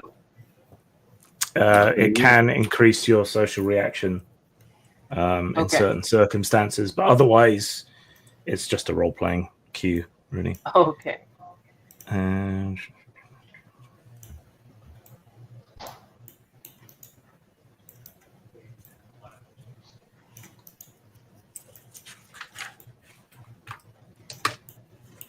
Let's see. Could maybe add life support to it.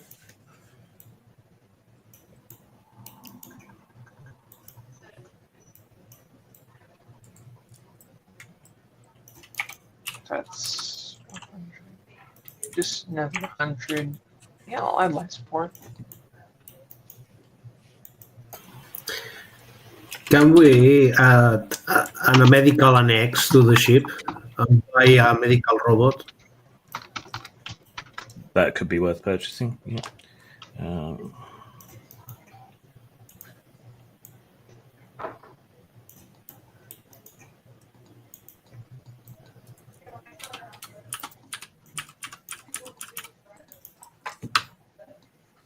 Yeah, I'll just spend on armor.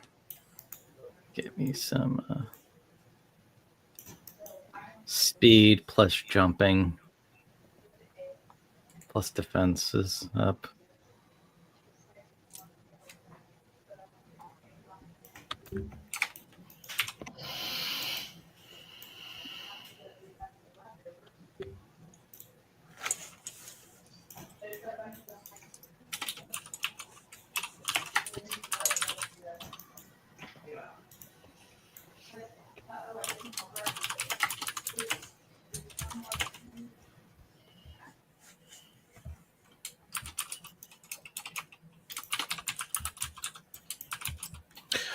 Okay. So Toastertron pays a visit to Corman Rodge at the ship repair place. So they've been patching up the reactor and the hull plating for you. When you talk about weapons, he takes you into a separate sort of storage area they've got set aside, and robotic arms bring over a big cannon thing for you. It looks fairly crude and industrial and more than a little battered. It's got lots of black and yellow hazard stripes all over it. It looks like little more than a sort of big tube of metal with a bunch of coils around it. This will do fine for you. It looks like a piece of industrial equipment, so it often gets overlooked. But it can hurl scrap like a sort of spaceship level shotgun at extreme distances, at extreme speeds. And this is the clever part, you can switch it over and it can fire an EMP beam instead. Sounds perfect. How much is it? That will cost you...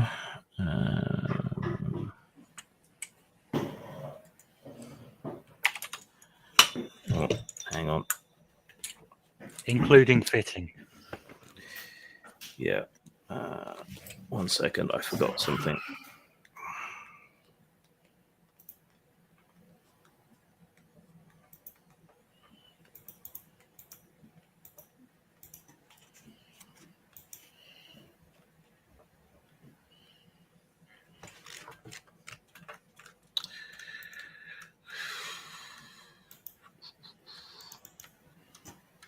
There we go.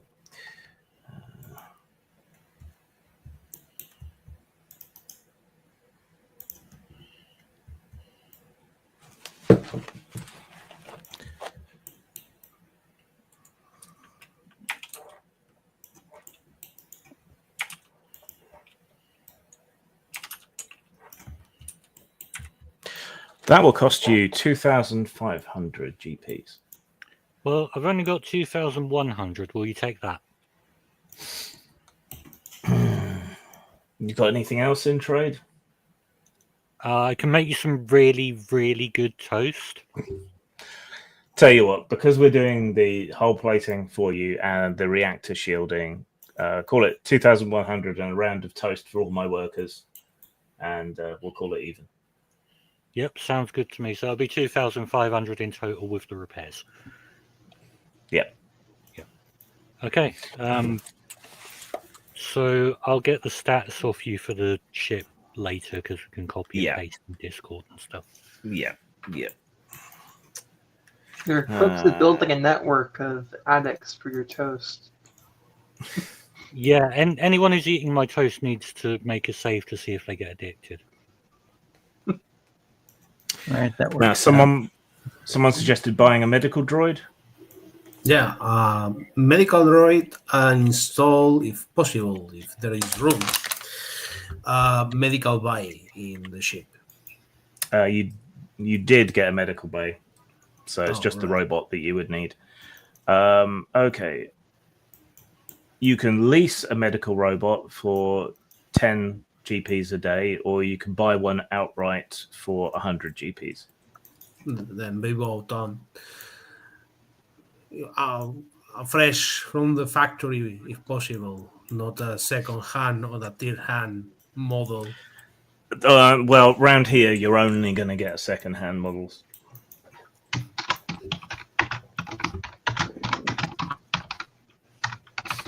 We'll have individual medical droids for that for.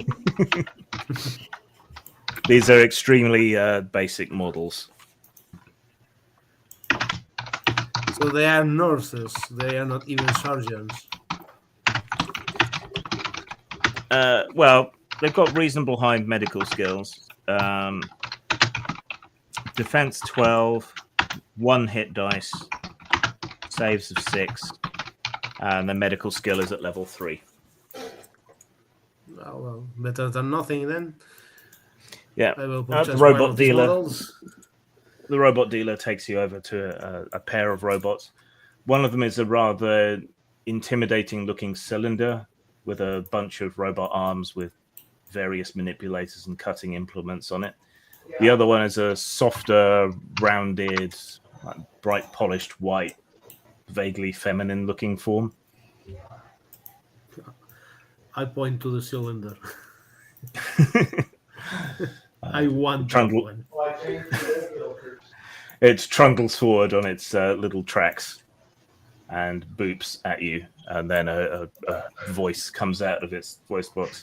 I am a fine choice, and my memory has been wiped, so do not worry. I am no longer responsible for all those atrocities. All right. Like you already. This always coming handy someone that has previous experience in torture. But, well, Torture, medicine. I mean, a torturer is just an anesthesiologist in reverse, after all, aren't they? What I tell people is, as a chef, I can break down a 200-pound hog in 30 minutes. What do you think I can do with a human body? Feed a family. All right. Well, that'll be 100 GPs for the medical robot. all right. There you have it. And, well, which is the name of the model? It is Scott 72. All right, Scotty, come with me. I'm going to present you to your. Please call me Doctor. Well, Doc, I'm sorry. Come with me. I will present you to the rest of the crew. I hope they are in your best opinion on medical conditions. At least they are not junkies. At least, well, Yes. actually, we do have a drug dealer of sorts, if you could say that, or rather, someone quite proficient in food poisoning. But the rest of the crew is acceptable.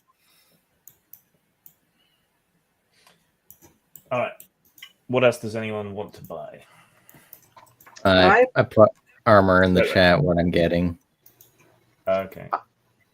I bought, let's see, I bought a heavy deflector to upgrade my medium deflector, and I also gave it medium absorption of 10 HP. Okay. Make sure you remember about that.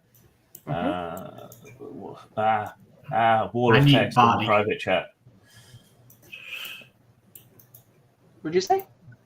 I said there's a wall of text in the private chat. Yes, there is.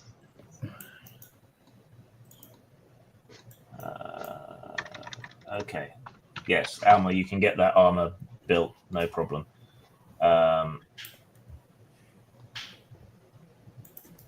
Okay, and you need a new body. All right, backup body. Yeah. Backup body, yeah.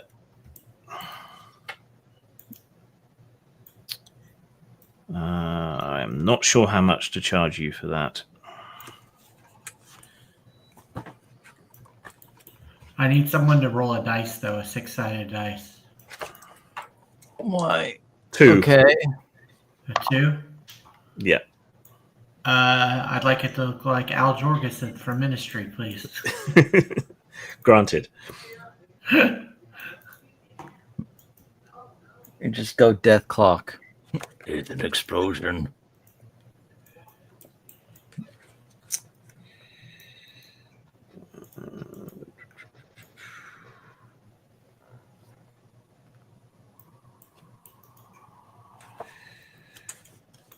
I should really get a printed copy of T-Shirt's book, which is the expanded robot rules.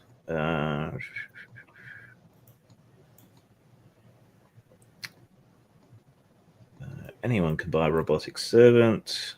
Or is it a flesh body or a robot body you want? Well, I wasn't real sure how the it doesn't really say what it is, the thing with the Yeah. Well, it can be with the interpreted code to body. mean Yeah. can be interpreted to mean different things. Yeah. Okay. Code body. I didn't know if I'd have to roll new stats for it. So, like, if I go into a new body, I may have different stats, or I didn't really know what we were. I got jump jets, so now I can just jump up things. Hooray!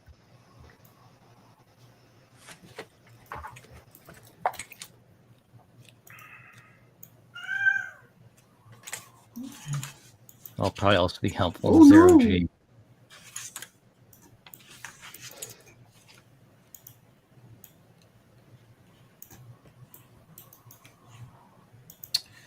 Let's say 1,000 for a fully customized clone backup. Okay. And That's I'll spend the rest on, I don't know, equipment, but I'll do that separately. Yeah. Okay.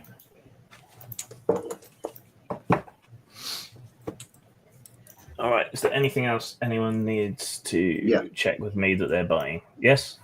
All right. So, Flog found, well, not found, Flog recovered a cybernetic jaw and is now very interested in cybernetics and would like to get a cybernetic brain increase. Where'd it go? Okay. It's way down there. Oh, I'm in fucking around.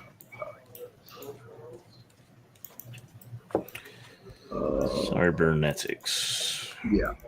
Here we go. So it is brain optimization. The glitch is 5, 10, and 20. A highly delicate process infects the brain. I get +1, 500 GP for each time.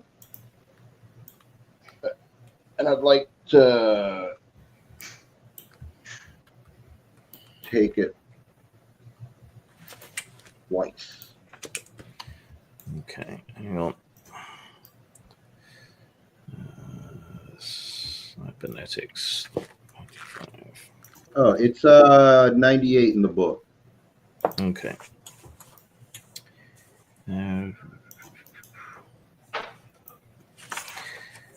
Okay, so brain optimization. A highly delicate process infects the brain with nanites and over the course of the operation rewires the existing cranial connections for greater speed, replacing the naturally and messily organically grown connections. It also rewires the brain in several other ways to increase memory skills, pattern recognition, and other general cognitive abilities. This option can be taken up to 3 times. Each time increases your intelligence by +1. 500 gold piece is per, GPs, sorry, per application. So spend 1,000. Yep. And your brain gets optimized twice. And how do I save with glitch? Okay, so first, make a toughness save. All right, hold on. Let me get over to the other.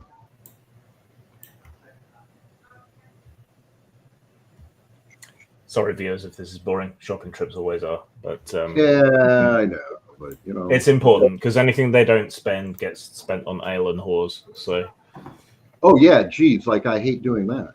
All right. So we said it's a, say which one is toughness?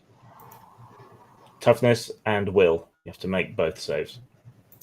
And so con and wisdom. Yeah. Half. Is there a carousing table in this game? There is, I think. Hang on. Okay, because we might have to roll on that at some point. All right, you make the wisdom. Okay, so you made both saves on the first thing, yeah? Yep. All right, so you gain 5 glitch. You gain glitch by passing? Yes, ooh, there's a minimum score. Cool. All right, and now for the second one, make the rolls again. Oh, did not pass the Constitution. Okay, make the wisdom. Ah, come back. Come on, don't click on. And make the wisdom. Okay, so you made one of the saves, so you get the middle score for glitch, which is 10 for brain optimization. So your glitch total is currently 15. Okay.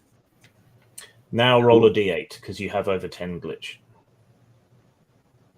Uh-oh.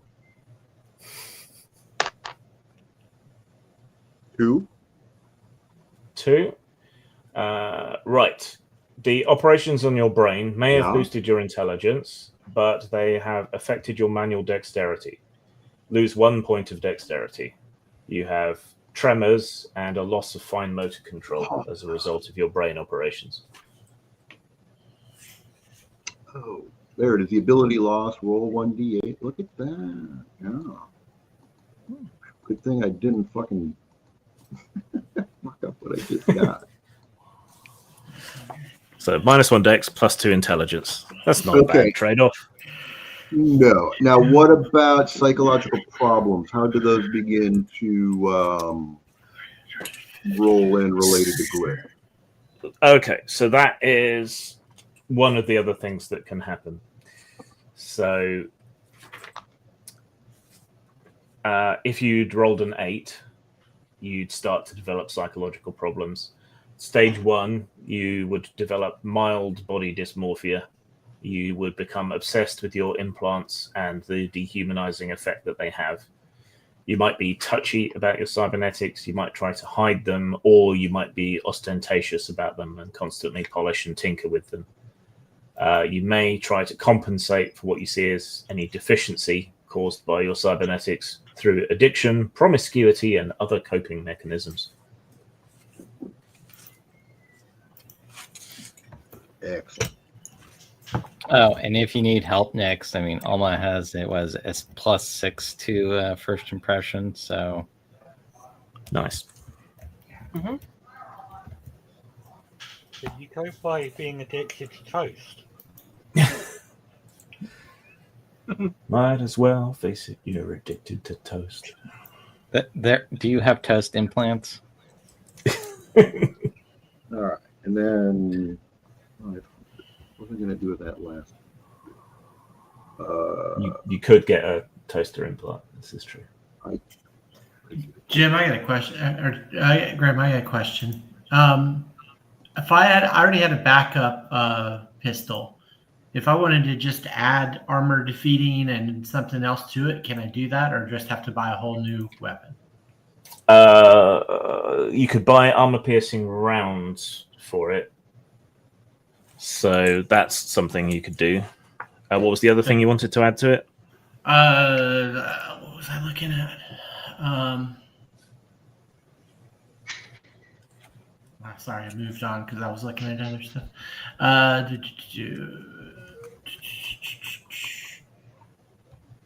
The targeter. Okay. I can just buy a whole new one. It's fine. I'd just sell the other one at some point or something. Yeah. Okay, that's fine. You can modify the gun. You just look at the initial cost of the gun and the cost of the multiplier that would be applied if it was a new gun and pay that. Basically. Okay.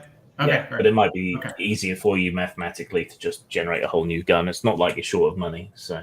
Yeah. Well, I only have 1,000 left, but yeah. So. Guys, are we still going to try to rob that guy next, or yes, what? that is the next adventure. Okay, because I might buy some stuff that might help with that. Okay, all right.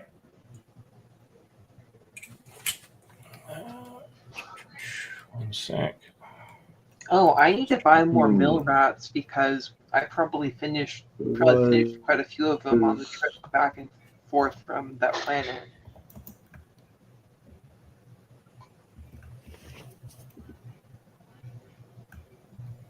Yeah, food is important. All right. Well, let's take a little break there. I need to get another drink, and when we come back, we can finish off any spending that occurs to you in the next 10 to 15 minutes, and then we can get set up for the next adventure after carousing, because you have to lose all your money in between. All right, we will see everyone in about 10 to 15 minutes. Okay.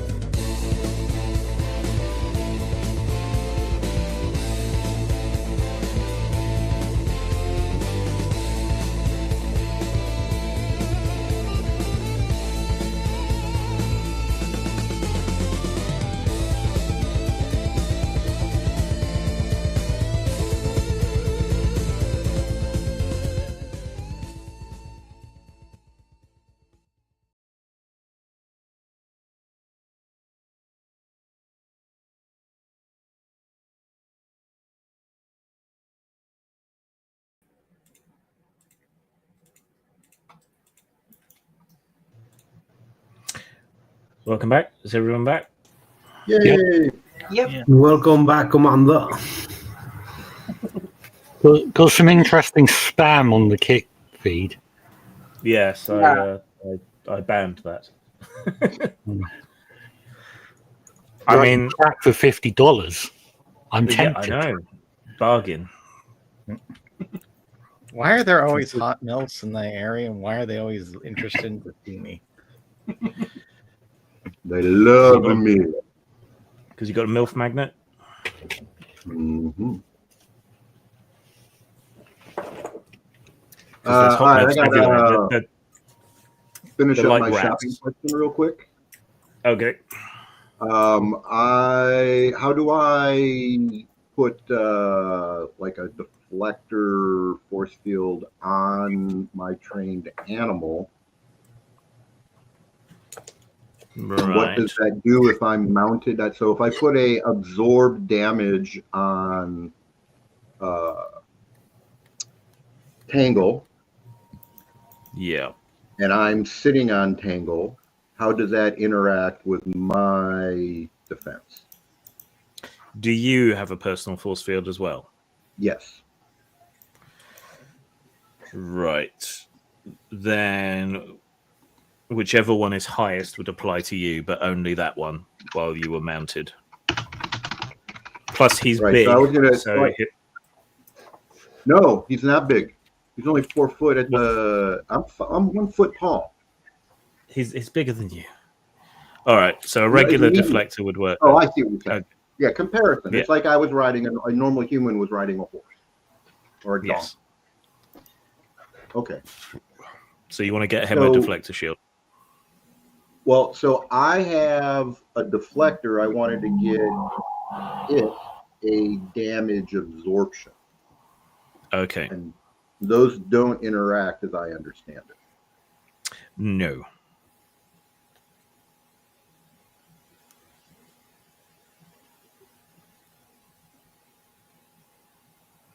So if you wanted a heavy absorption shield for him, that would cost 1,000.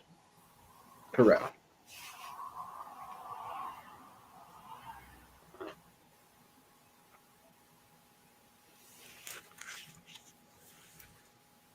Is there anything else anyone wanted to get? Last chance. The Winds of Winter. I know there's a good chance it still hasn't been published. Let's see.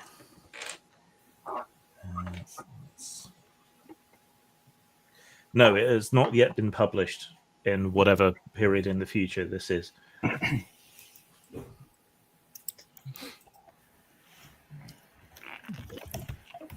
They managed to find some genetic remnants of George R.R. Martin, and they've cloned him millions of times in tanks, and have placed all of these George R.R. Martins in a sort of matrix virtual reality on a planet to try and get him to finish the book. But plenty of cultural artifacts have been produced by that planet, but they have never completed the book. To the extent that the world is now called Procrastitron. Lots of people were going to try to have an infinite number of George R.R. Martins with typewriters and just see what happens. What do you mean? Tell you what doesn't. Mean there's infinite possibilities. Yeah, but none of them the Winds of Winter is completed. It's like in Hitchhiker's Guide when the Great Prophet Zarquon turns up 2 minutes before the end of the universe. That'll probably be when George R.R. Martin publishes that. I'm finished! All right. Well, if everyone's done then, do you want to carouse together or separately? I'll carouse next.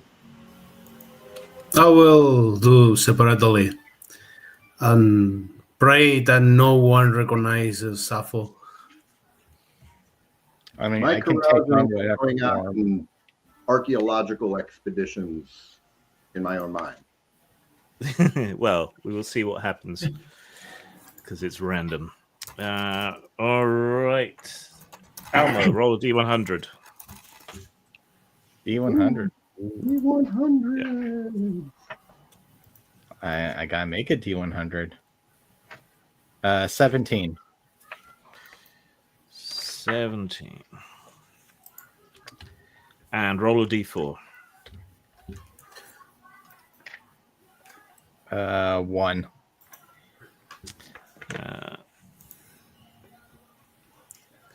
Okay. While drunk or high or under the influence of malware or some other recreational issue, you announced in front of a bar of hard-bitten spacers that you would bring an end to Pirate Scourge of the local systems, Captain Bringdown. Whether you want to follow through on this or not depends, but it will besmirch your reputation if you do not follow through. I mean, at that point, then we just show off the dead pirates we killed earlier and claim that that's him. Yep. Okay, let me just make a note there, because there certainly won't be any consequences to that. Oh no! Oh, it's a specific one. Sorry, misunderstood. No, yeah, I'll start looking into the particular pirate. Okay. All right. And Toastertron, make a carousing roll, D100. D100. Yes.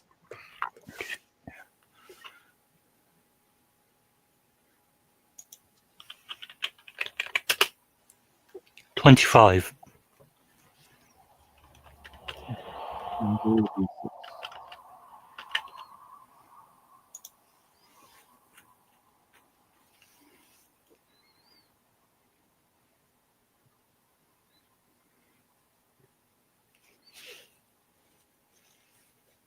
D6? D6. Yep. 3. Okay. While high on fridge magnets, you got into an extended argument with another robot, and he challenged you to a duel. Do you wish to accept? I mean, I'm a lover, not a fighter, but I could try melting his face off. So you're accepting? Yeah, why not? Okay. I will make a note of that, and we can resolve it when I've had time to generate an enemy.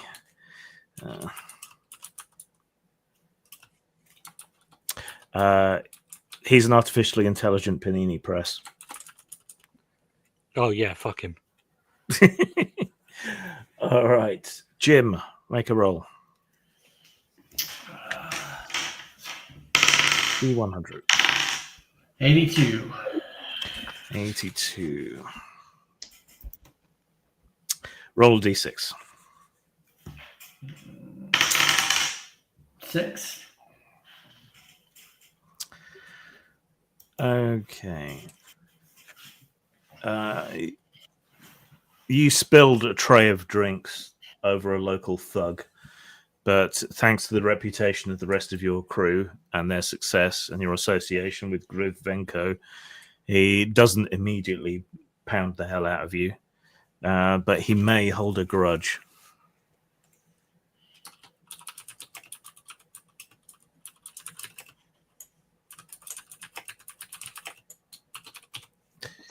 All right. Flog, make a carousing roll. 51.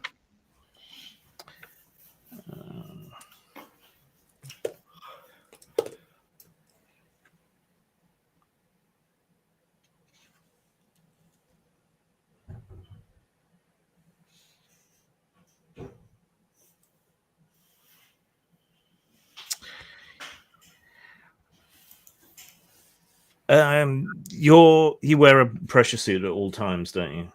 I wear no, it's not a pressure suit. It's heavy armor. Okay. Do you wear clothing underneath that? Kind of, yeah. I mean, I'm a manufactured being. I don't have a gender. I'm an it. Yeah. After a particularly heavy night doing whatever it is that you do for kicks, you awaken naked in your bunk on the ship, You don't remember how you got here. Someone seems to have turned over your cabin and gone through all your armor and everything, but they haven't taken anything, which is a bit weird. Okay. Do I have any strange fluids in parts of my body that I wouldn't otherwise expect? No. Good. That's a good start. Seems you're too weird even for the locals. Can Sappho make a carousing roll, please? D100. Moment. Let me pick another.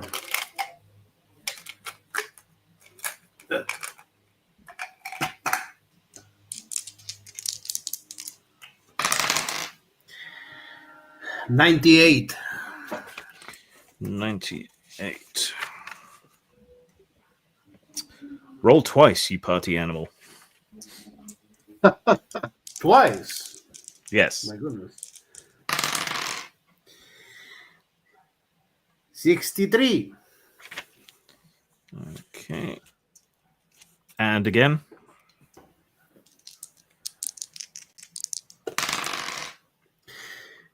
$55.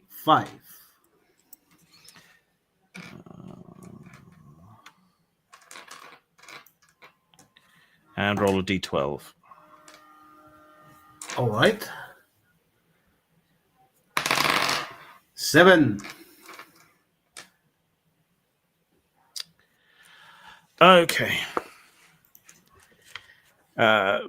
During your time off, enjoying all the different delights that Satana Station has to offer day by day, you end up gambling on a beast fight where they set different alien and cloned beings against each other.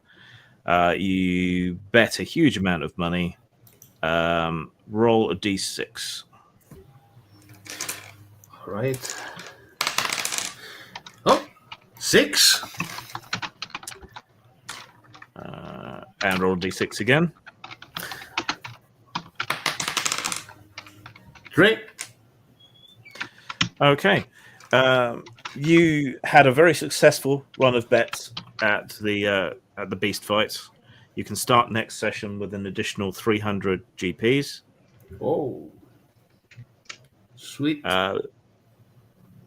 The house plied you with an enormous amount of drinks, and when you woke up the following day, you found yourself asleep in a pile of straw in one of the beast enclosures.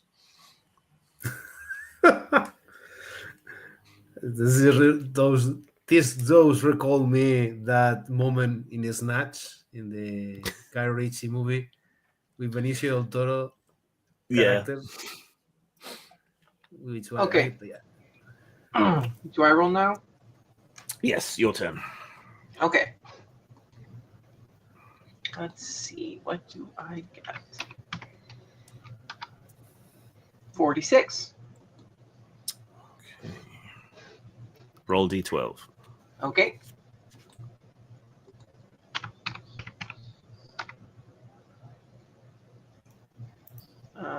There it goes. 7.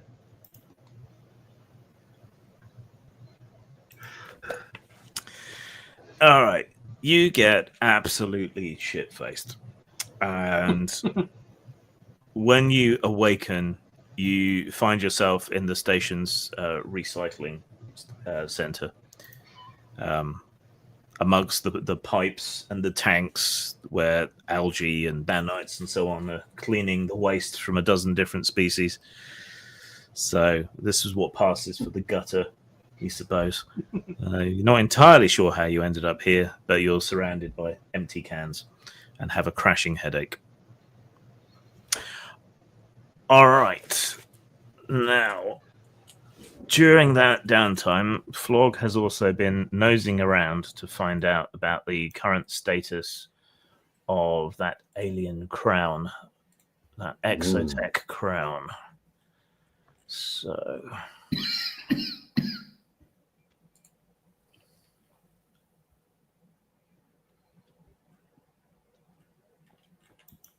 finding my notes.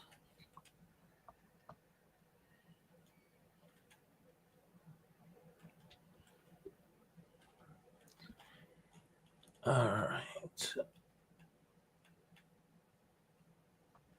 Checking out the lower levels of the station, where the markets are found, you do eventually find the being that originally had it on sale. And you ask a few questions just to check up on the status of it, because it doesn't seem to be on his stand anymore. However, he does inform you that he's sold it to a very prestigious collector who is still currently in system. He sold it to a very prestigious sophont known as. Where's he gone?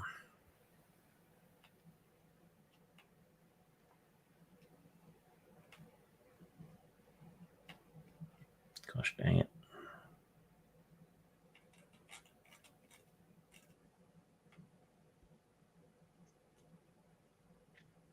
It's known as Santa Claus, and he's going to give it to us on the 25th of December. Obviously.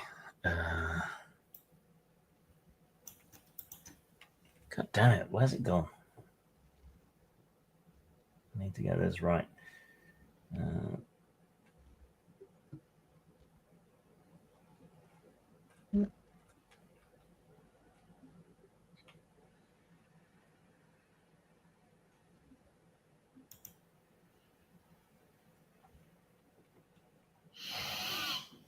Okay, here it is. He sold it to Melverion the Sculptor. A Vadrath, he says, as if it should mean something to you, which it might, because you're an expert in alien cultures. Mm-hmm. So you can roll your skill to see if you recall anything about this fellow. Xenopsych or xenoarchaeology. Yeah, I have xenoarchaeology, correct. Yeah. So make a roll on that. Yep. Just I'm grabbing a P6 and scrolling. My skill is, of course, 3, and I got a 3. Okay. So yes, Right. I do know who this is. Yes, Malverion the Sculptor. Yeah, he's a well-known collector of xenoarchaeological artifacts and exotech.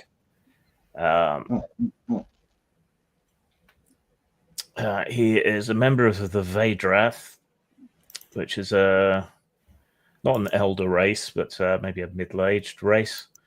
They're very tall, covered in a natural crystalline shell. They communicate using pulses of light and patterns in their skin. They have 4 arms equidistant around their bodies. They wear cardigans and turn the heat down all the time. Maybe. Well,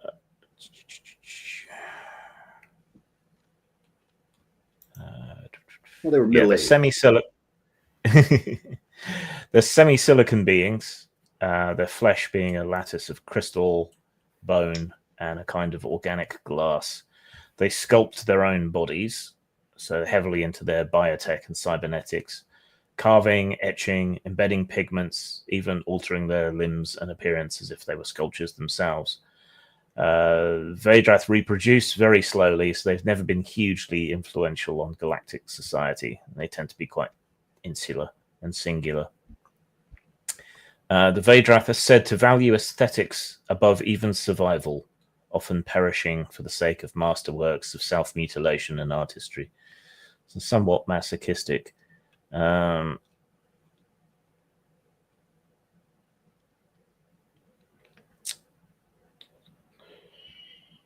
does he keep his loot? Well, they say, says the market owner as he leans across over his table, they say he has an automated vault ship. If so, it's either docked or it's in system somewhere. It's just him and his collection amongst the stars.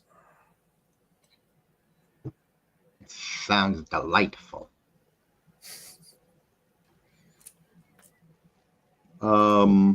Okay, so I think that's pretty much all we're going to get out of him for this, right? Yeah, he's not going to know much more. Yeah. He didn't pick Well, it up himself. he He didn't pick it up himself. He sent one of his robots to get it.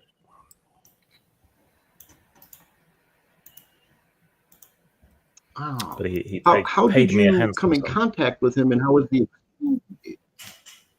He's just, his robot turned up, offered me a fantastic amount of money, and I couldn't really say no.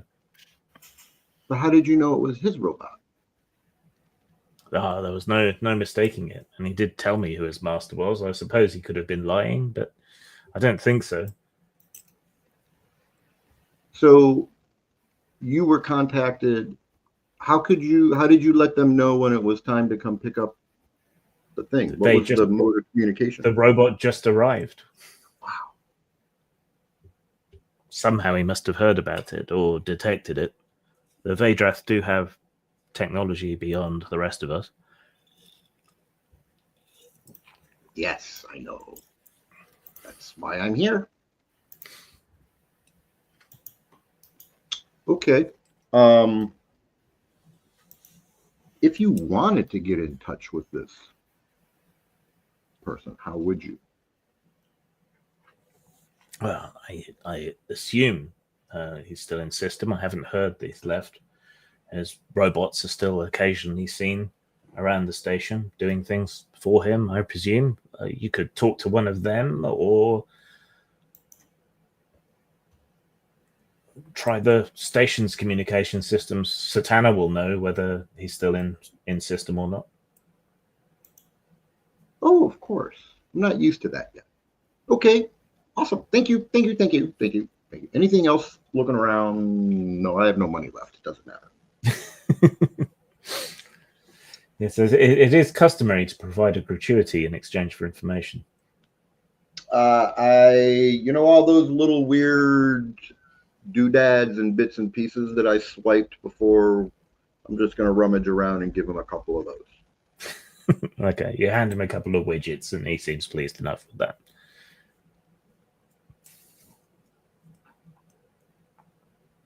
All right.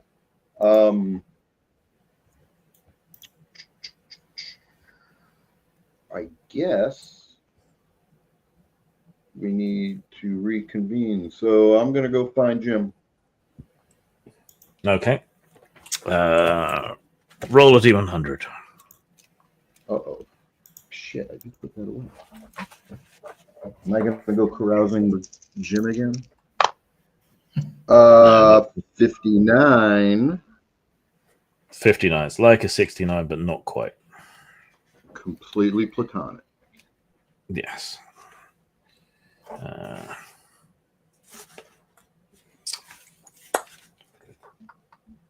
You just kind of, what is that fromage? Is that what where they rub up, just keep their clothes on and rub up against each other? Frottage. Frotting. Thank you. Yeah, frotting. You Brits. All right. You You track Jim and you find him in one of the station corridors near the housing section. So nowhere particularly exciting. Okay, go ahead. Jim, got a plan. Got a plan. Yep, What is lots of stuff. And because I can't really communicate this stuff very well, just hand him over a transcript of the conversation with all the parts that I've run through the AI to clear out the garbage and just give him the highlights. Okay. Like I do with it runs like this. Before your most recent escapade, Flog discovered a powerful exotech artifact alien crown on sale in the markets in the sort of down below, dirtier, more underworld parts of the station. He earmarked it, but when he came back to come and check on it, when he returned to the station, it was gone. It has been sold to some member of an alien race which is devoted to art, who should still be in the system somewhere. If you want to acquire the crown for yourselves, by hook, crook, or otherwise, you're going to need to find out whether this guy's ship is still in system and Yeah, that's what you need to find out. Get one of his robots. We just gotta get one of those and ask him.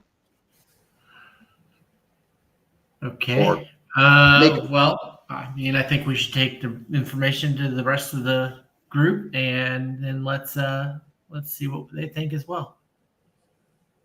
Good, Jack. Good. Thank you, Jim. Okay. So you reconvene the group. You all gather from the various points in the station.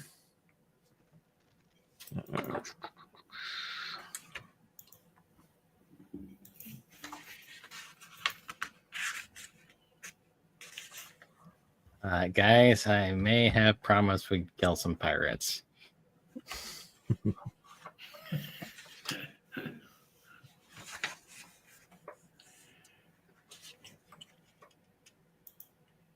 How bizarre.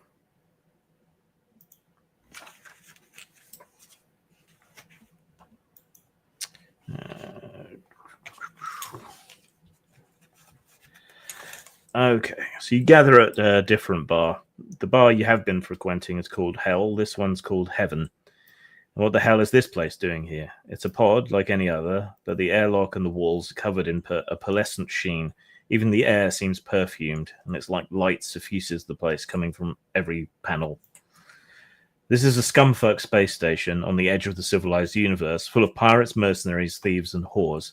In this double pod, it seems pirate queens and laser-slinging mercenaries want to pretend that they're better than they are. They're fooling themselves in this airy, bright-lit palace with their cocktails and fancy collars, but maybe that's the appeal. So, but yes, discuss, plan, scheme. Let's get stuff. Let's get it. Explain, Jim. I hand over the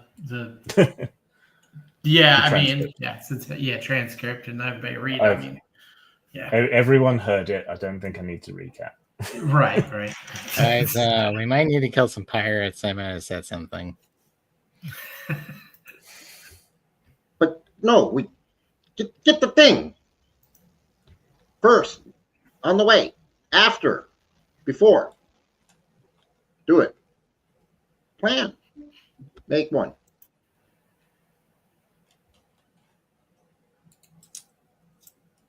This sounds like a Toastertron problem to me. Yeah, he went away for a bit.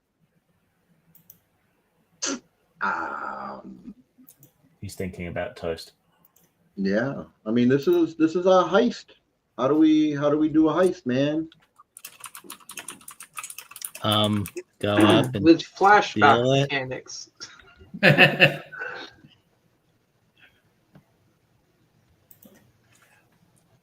First, we got to find out where the item is, obviously.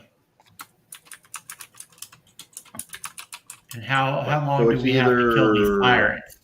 Somewhere on the station still? How long do we have to kill these pirates? Someone else does first?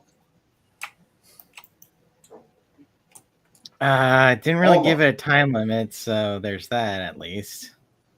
Okay. There you go. And the stuff could leave anytime soon. Urgent. Could try 2 for 1 here. I mean, pirates may know smugglers or, these people that bought it. So we could try to befriend the pirates and then get the information we need and then turn on them. Robot. Get the robot. Ooh. New robot. Toastertron.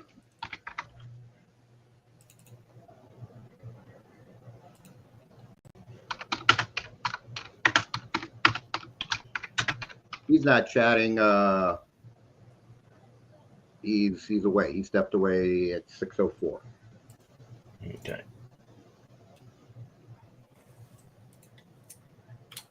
Two birds, one stone.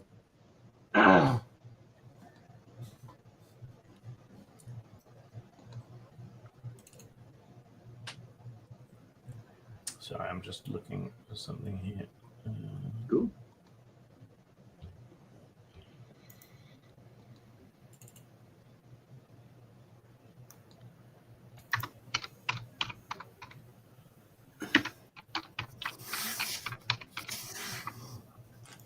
So to get the information, we're going to need to either know where the ship is right now, or to find one of the robots that were acting as courier for the art collector,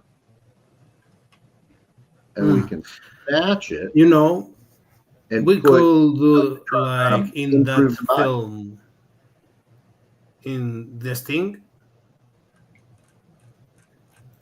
Yeah. Do a con artist number on Do a them. little switcheroo somewhere, or No, basically, what we need is to spread the rumor that there is a very wealthy, very powerful Xeno artifact collector in the station that is interested in to acquire any trinkets that are unusual or very rare. So they will try to contact us, and we can set a trap for these guys and steal the crown. that's not a bad idea. So I kind of like snatching one of the robots and sticking Toastertron's head on it and letting it infiltrate. But that also could work. But what if they find out? Toaster will become a scrap. Well, that's just part of the plan. I mean, that's just one component, right? I'm not saying do it on its own, whatever.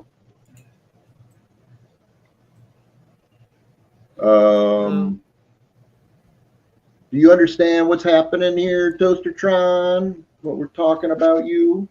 No, I have no idea because I said in the private chat I'd be right back, and then people. Yeah, I know. I saw. About me. And then that's right after I started drawing you in. I looked and saw you were. Just wants to have people try his toast. Yeah. So there's that amazing thigh crown that was recently bought by an exotic art dealer, and we believe they're still in the system, and they're just sitting in a big old vault ship filled with all of their really expensive art stuff. And the only interaction between the buyer, the art buyer, and the vendor were the buyer's robots. So what we're trying to do is determine what would be the most spectacular way to infiltrate the ship or find out where it is. And I started with, we should snatch one of those robots and stick your head on it. I mean, I'm quite distinctive looking. I'm a toaster. What if you weren't a toaster? I like being a toaster. What if we hollowed out the head of one of the original robots and just stuck it over you like camouflage? Like a helmet. Yes. A sword and magic helmet. You could also stick a helmet over your head. We could just get a bunch of these wearing a helmet and wear them as suits. I'm wearing a suit and a helmet. And I'm only 1 foot tall. You could also put on a cardboard mask like in Team Fortress 2. I can look however I need to. I can take on whatever form is necessary. Ooh. Oh yeah. I mean, I'm happy to wear another robot's head as a hat, but I don't understand why it's necessary for me to be the one that does it. Since everyone here is capable in some way of wearing a hat. Because I know. you I cannot Capable of wear wearing a the hat hat. because I could make the need robot buy holes you. for my ears. There are multiple people talking.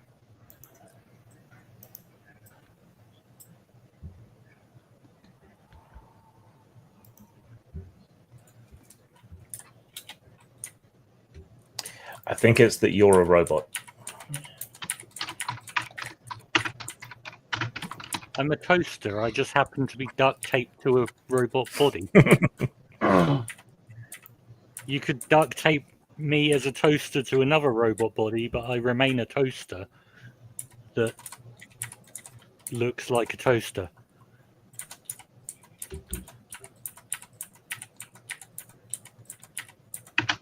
All right. Well, let's go with the other plan with Sapo's plan. Well, like I said, I don't mind doing it. I just don't think it will work. Ah, well, who wants to be the face? I can Well, take there on you the go. It should be Toastertron. That's all Toastertron has is a face. Well, I don't just have a face. I have a heating element too, yeah. And a spring. and a spring, and a nuclear reactor. Jim, can I use my web of contact skill to try to figure out maybe from his notes who, if I have somebody that might be able to illuminate the situation? And Yes. Make a roll. thank you. Okay. Oh, crap. No. 4. Okay. Make a charm save. Okay. Okay. That one's pretty good. What my character's good at. Ah, 5. Nice. Okay. Does anyone have any money left for bribes? Because you had to resort to a save. You'll have to grease the wheels a little bit. Yeah, assuming it's a new day, I've got 2,500 grams of palladium. Yes, this is the start of a new adventure. So Yeah, I'm rich. For whatever reason. A massive Okay. wad of cash just pings out of my toaster slot. Okay, you put the word out amongst your contacts, and someone has had dealings. 1 second.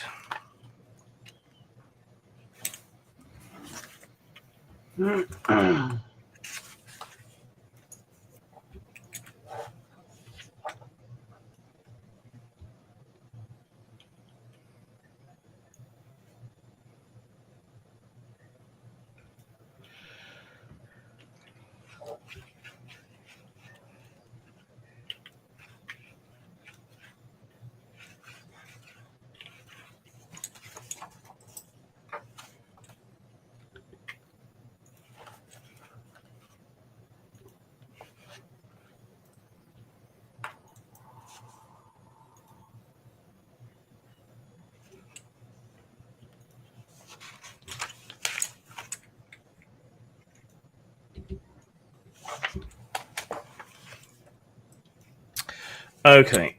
According to your contacts, a local private detective has had dealings with the collector. Alcor Leopard is his name. Okay. All right, back to you. Guys, I went to a lot of the bars and contacts. There's a guy, Alcohol Leopard, that may be able to give us a lead on this situation. He is Satana Station's only resident private investigator. Nice. So he's easy enough to find, or at least his offices are.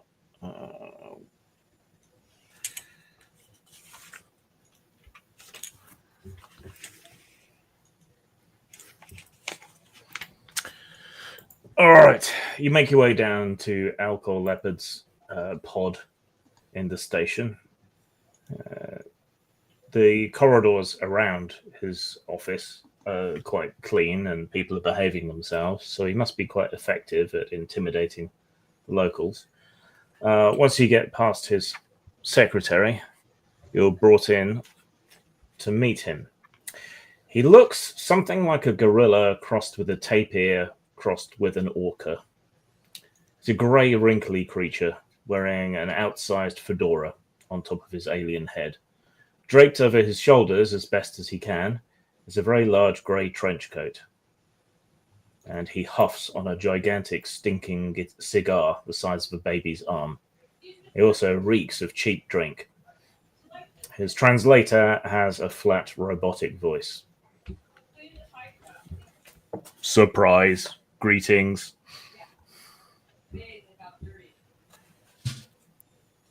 Greetings. Inquiry. Why are you here? We're searching for somebody, or to make contact with somebody.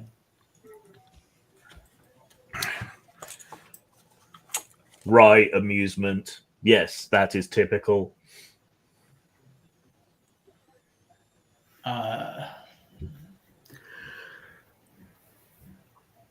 Fog, do you want to explain what you're looking for? It's Sappho's plan. Basically, we need some more information on these guys, and once we have said information, what we have to do is hire or rent a local to make it look like a fancy place, like a art gallery of some sort.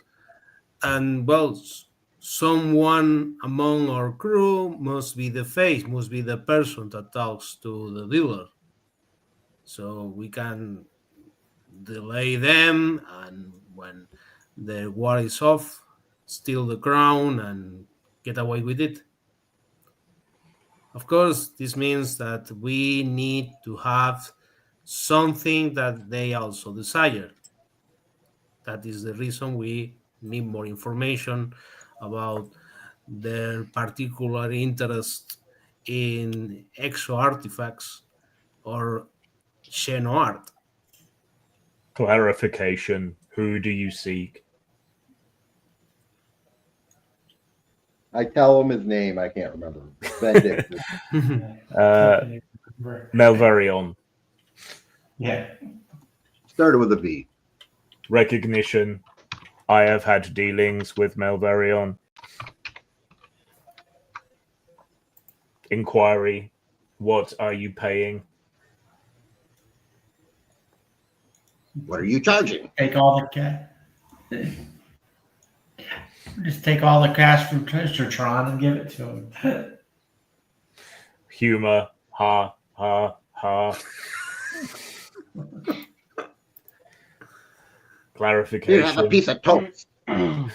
Clarification. Nice of It toast. depends how much you want me to do. We'd Examples. like to know his whereabouts, what his interests are, and how he handles his dealings.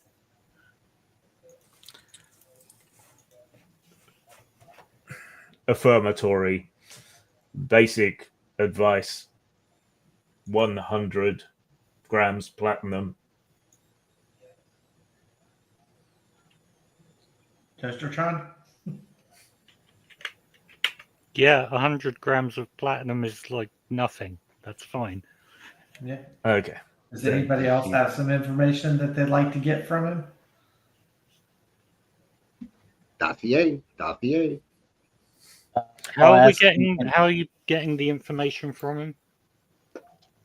we're paying this guy to get the information. I mean, I think we need to know. No, his, I mean, how is this guy getting the information? that I don't know, man. That's his job. He's already got he has a file on him. Hey. He's already dealt with him. Yeah. Business down to brass tacks. I have had dealings with Malvarion. Malvarion is known as the Sculptor Eternal.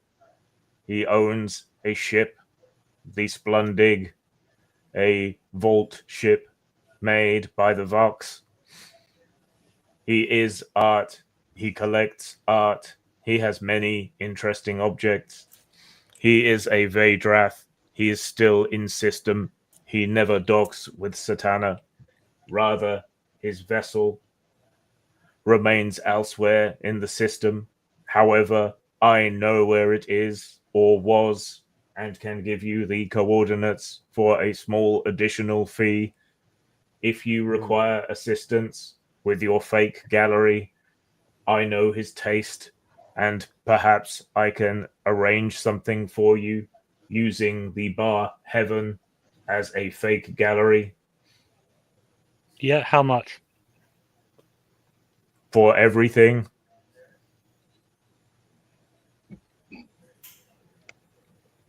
Perhaps 1,000 grams platinum, to be sure.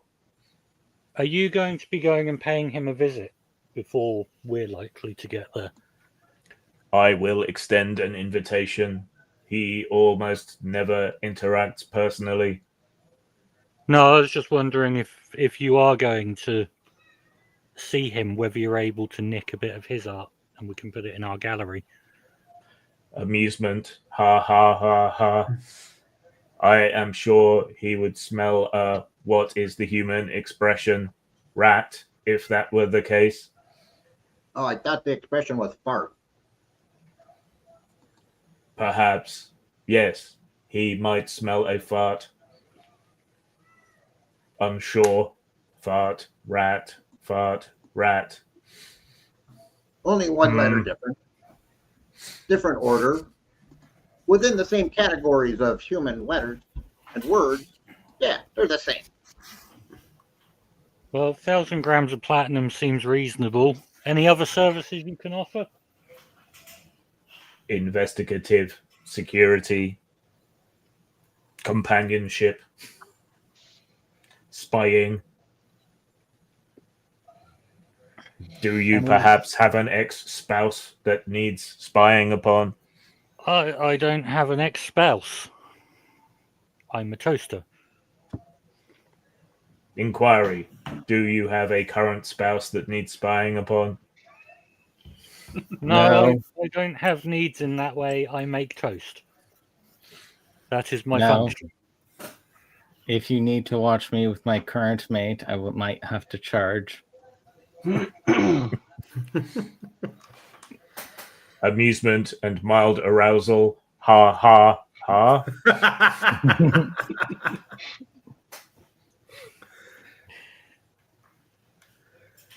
And anyone else want to hire this dude to do something? We've got sure. It turns out that Nyx actually has a girlfriend back on her home world that got her into this business, and she wants. Can you look in at her? She's on Edsolar Prime. Maybe even one of the stations next to it. We'll see. Considering some distance will need expenses. Oh, I can't provide that then. Alma, pirates, Alma. How much? Yeah, if he's paying, I'm going to ask him to look up that one pirate too. For a simple checkup, given the distance, 500 grams of platinum. Deal. If you wish a report on local pirates, perhaps another 500 grams of platinum. This is a risky business. How much to kidnap Nyx's ex?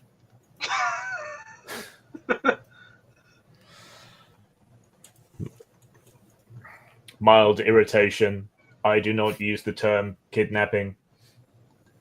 Transport them to Our ship. somewhere else. Not kidnapping, just pick them up against their will. Involuntary relocation Yeah, for make purposes them- yet to be yeah. rendered. Just quick check, Nix, you don't like your ex, right? I mean, I kind of like her, but she did cause me to get the Intergalactic Internal Revenue Service sicked on my crew. Okay, how much to rough her up a little bit? IRS would be my pleasure. Free. Cool. Yeah, well, 500 grams of platinum. Palladium. Seems reasonable for that. Anyone else got any job Satisfaction. need doing? Oh, I'm good. I've still got 1,000 grams of palladium left to. Yeah, but we may need some of that to set up our for Costumes stuff. and whatnot. You Yeah, may need Tim, to you can help. explain. You You may can need to help. explain that to Toastertron, who doesn't understand money because he's a toaster. He has only recently started. Also, we need to Pay hire. him to set up.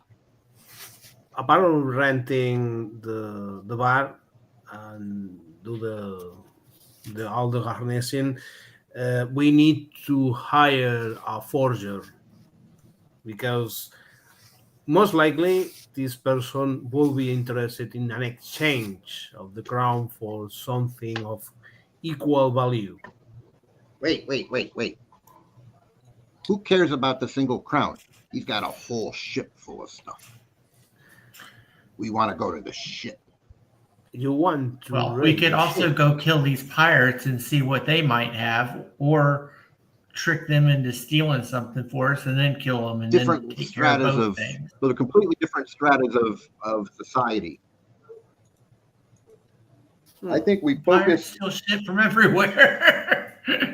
Who knows what they might have? Let's go get some free shit from them and take care of these This pirates guy's and got then get some stuff for the art show. Business. I have much work to do. Thank you for the employment. I will now commence operations.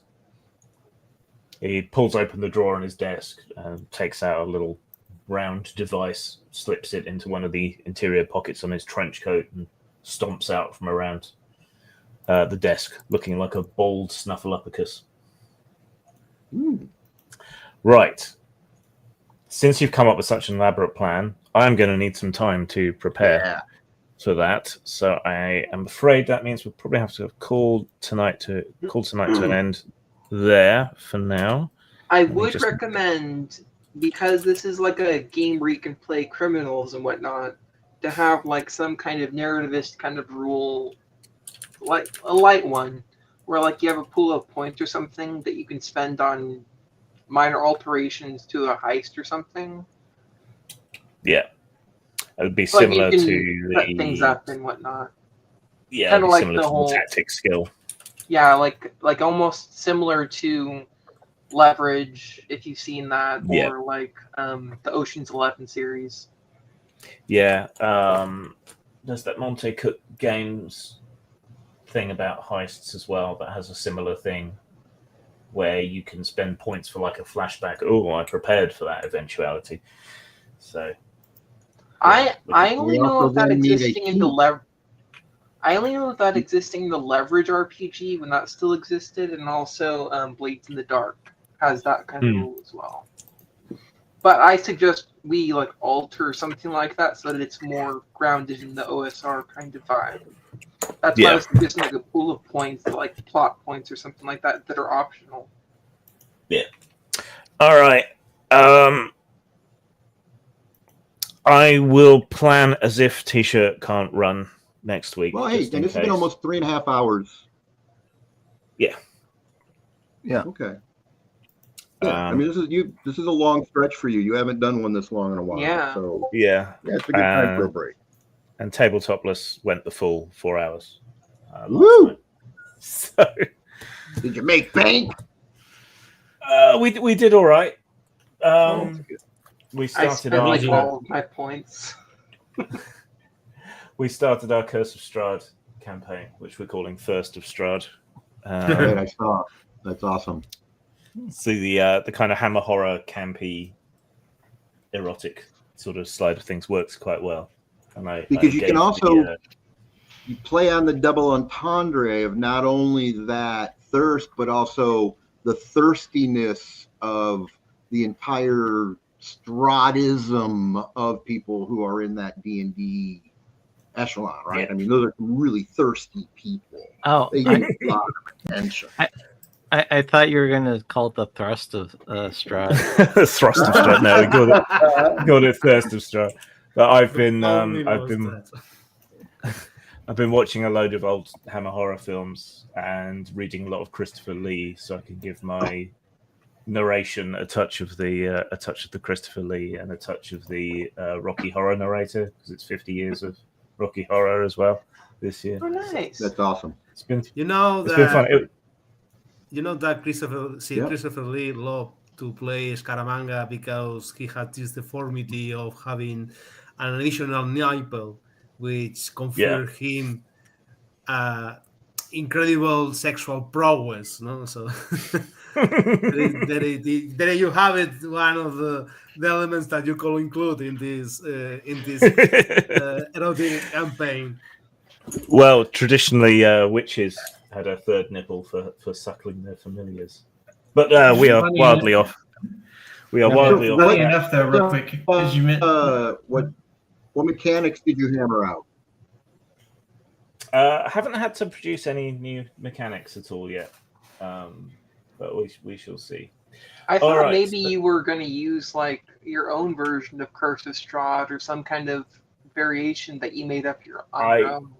I will be rewriting stuff. Like we started with the House of Lament from Van Richten's guide, but I've rewritten it to be slightly more suggestive and a bit different. And I will continue to do the same thing through the rest of it. And instead of the curse making you more mad, it just makes the characters more horny. Obviously, duh. All right. Anyway, right. Bedtime for There you me. go, you normal Night, listeners. friend. There's an opportunity to go goon out on a Saturday night and help support a fellow traveler. Yes. And we'll be back either next week or the week after with this. Meanwhile, go and check out MOTSP.com and buy Machination stuff, which is less explicit than Tabletop Plus, but just as sleazy. All right. Good night, everybody. Good Tatty night. bye. Night. Night. Bye. Until next time. Baby.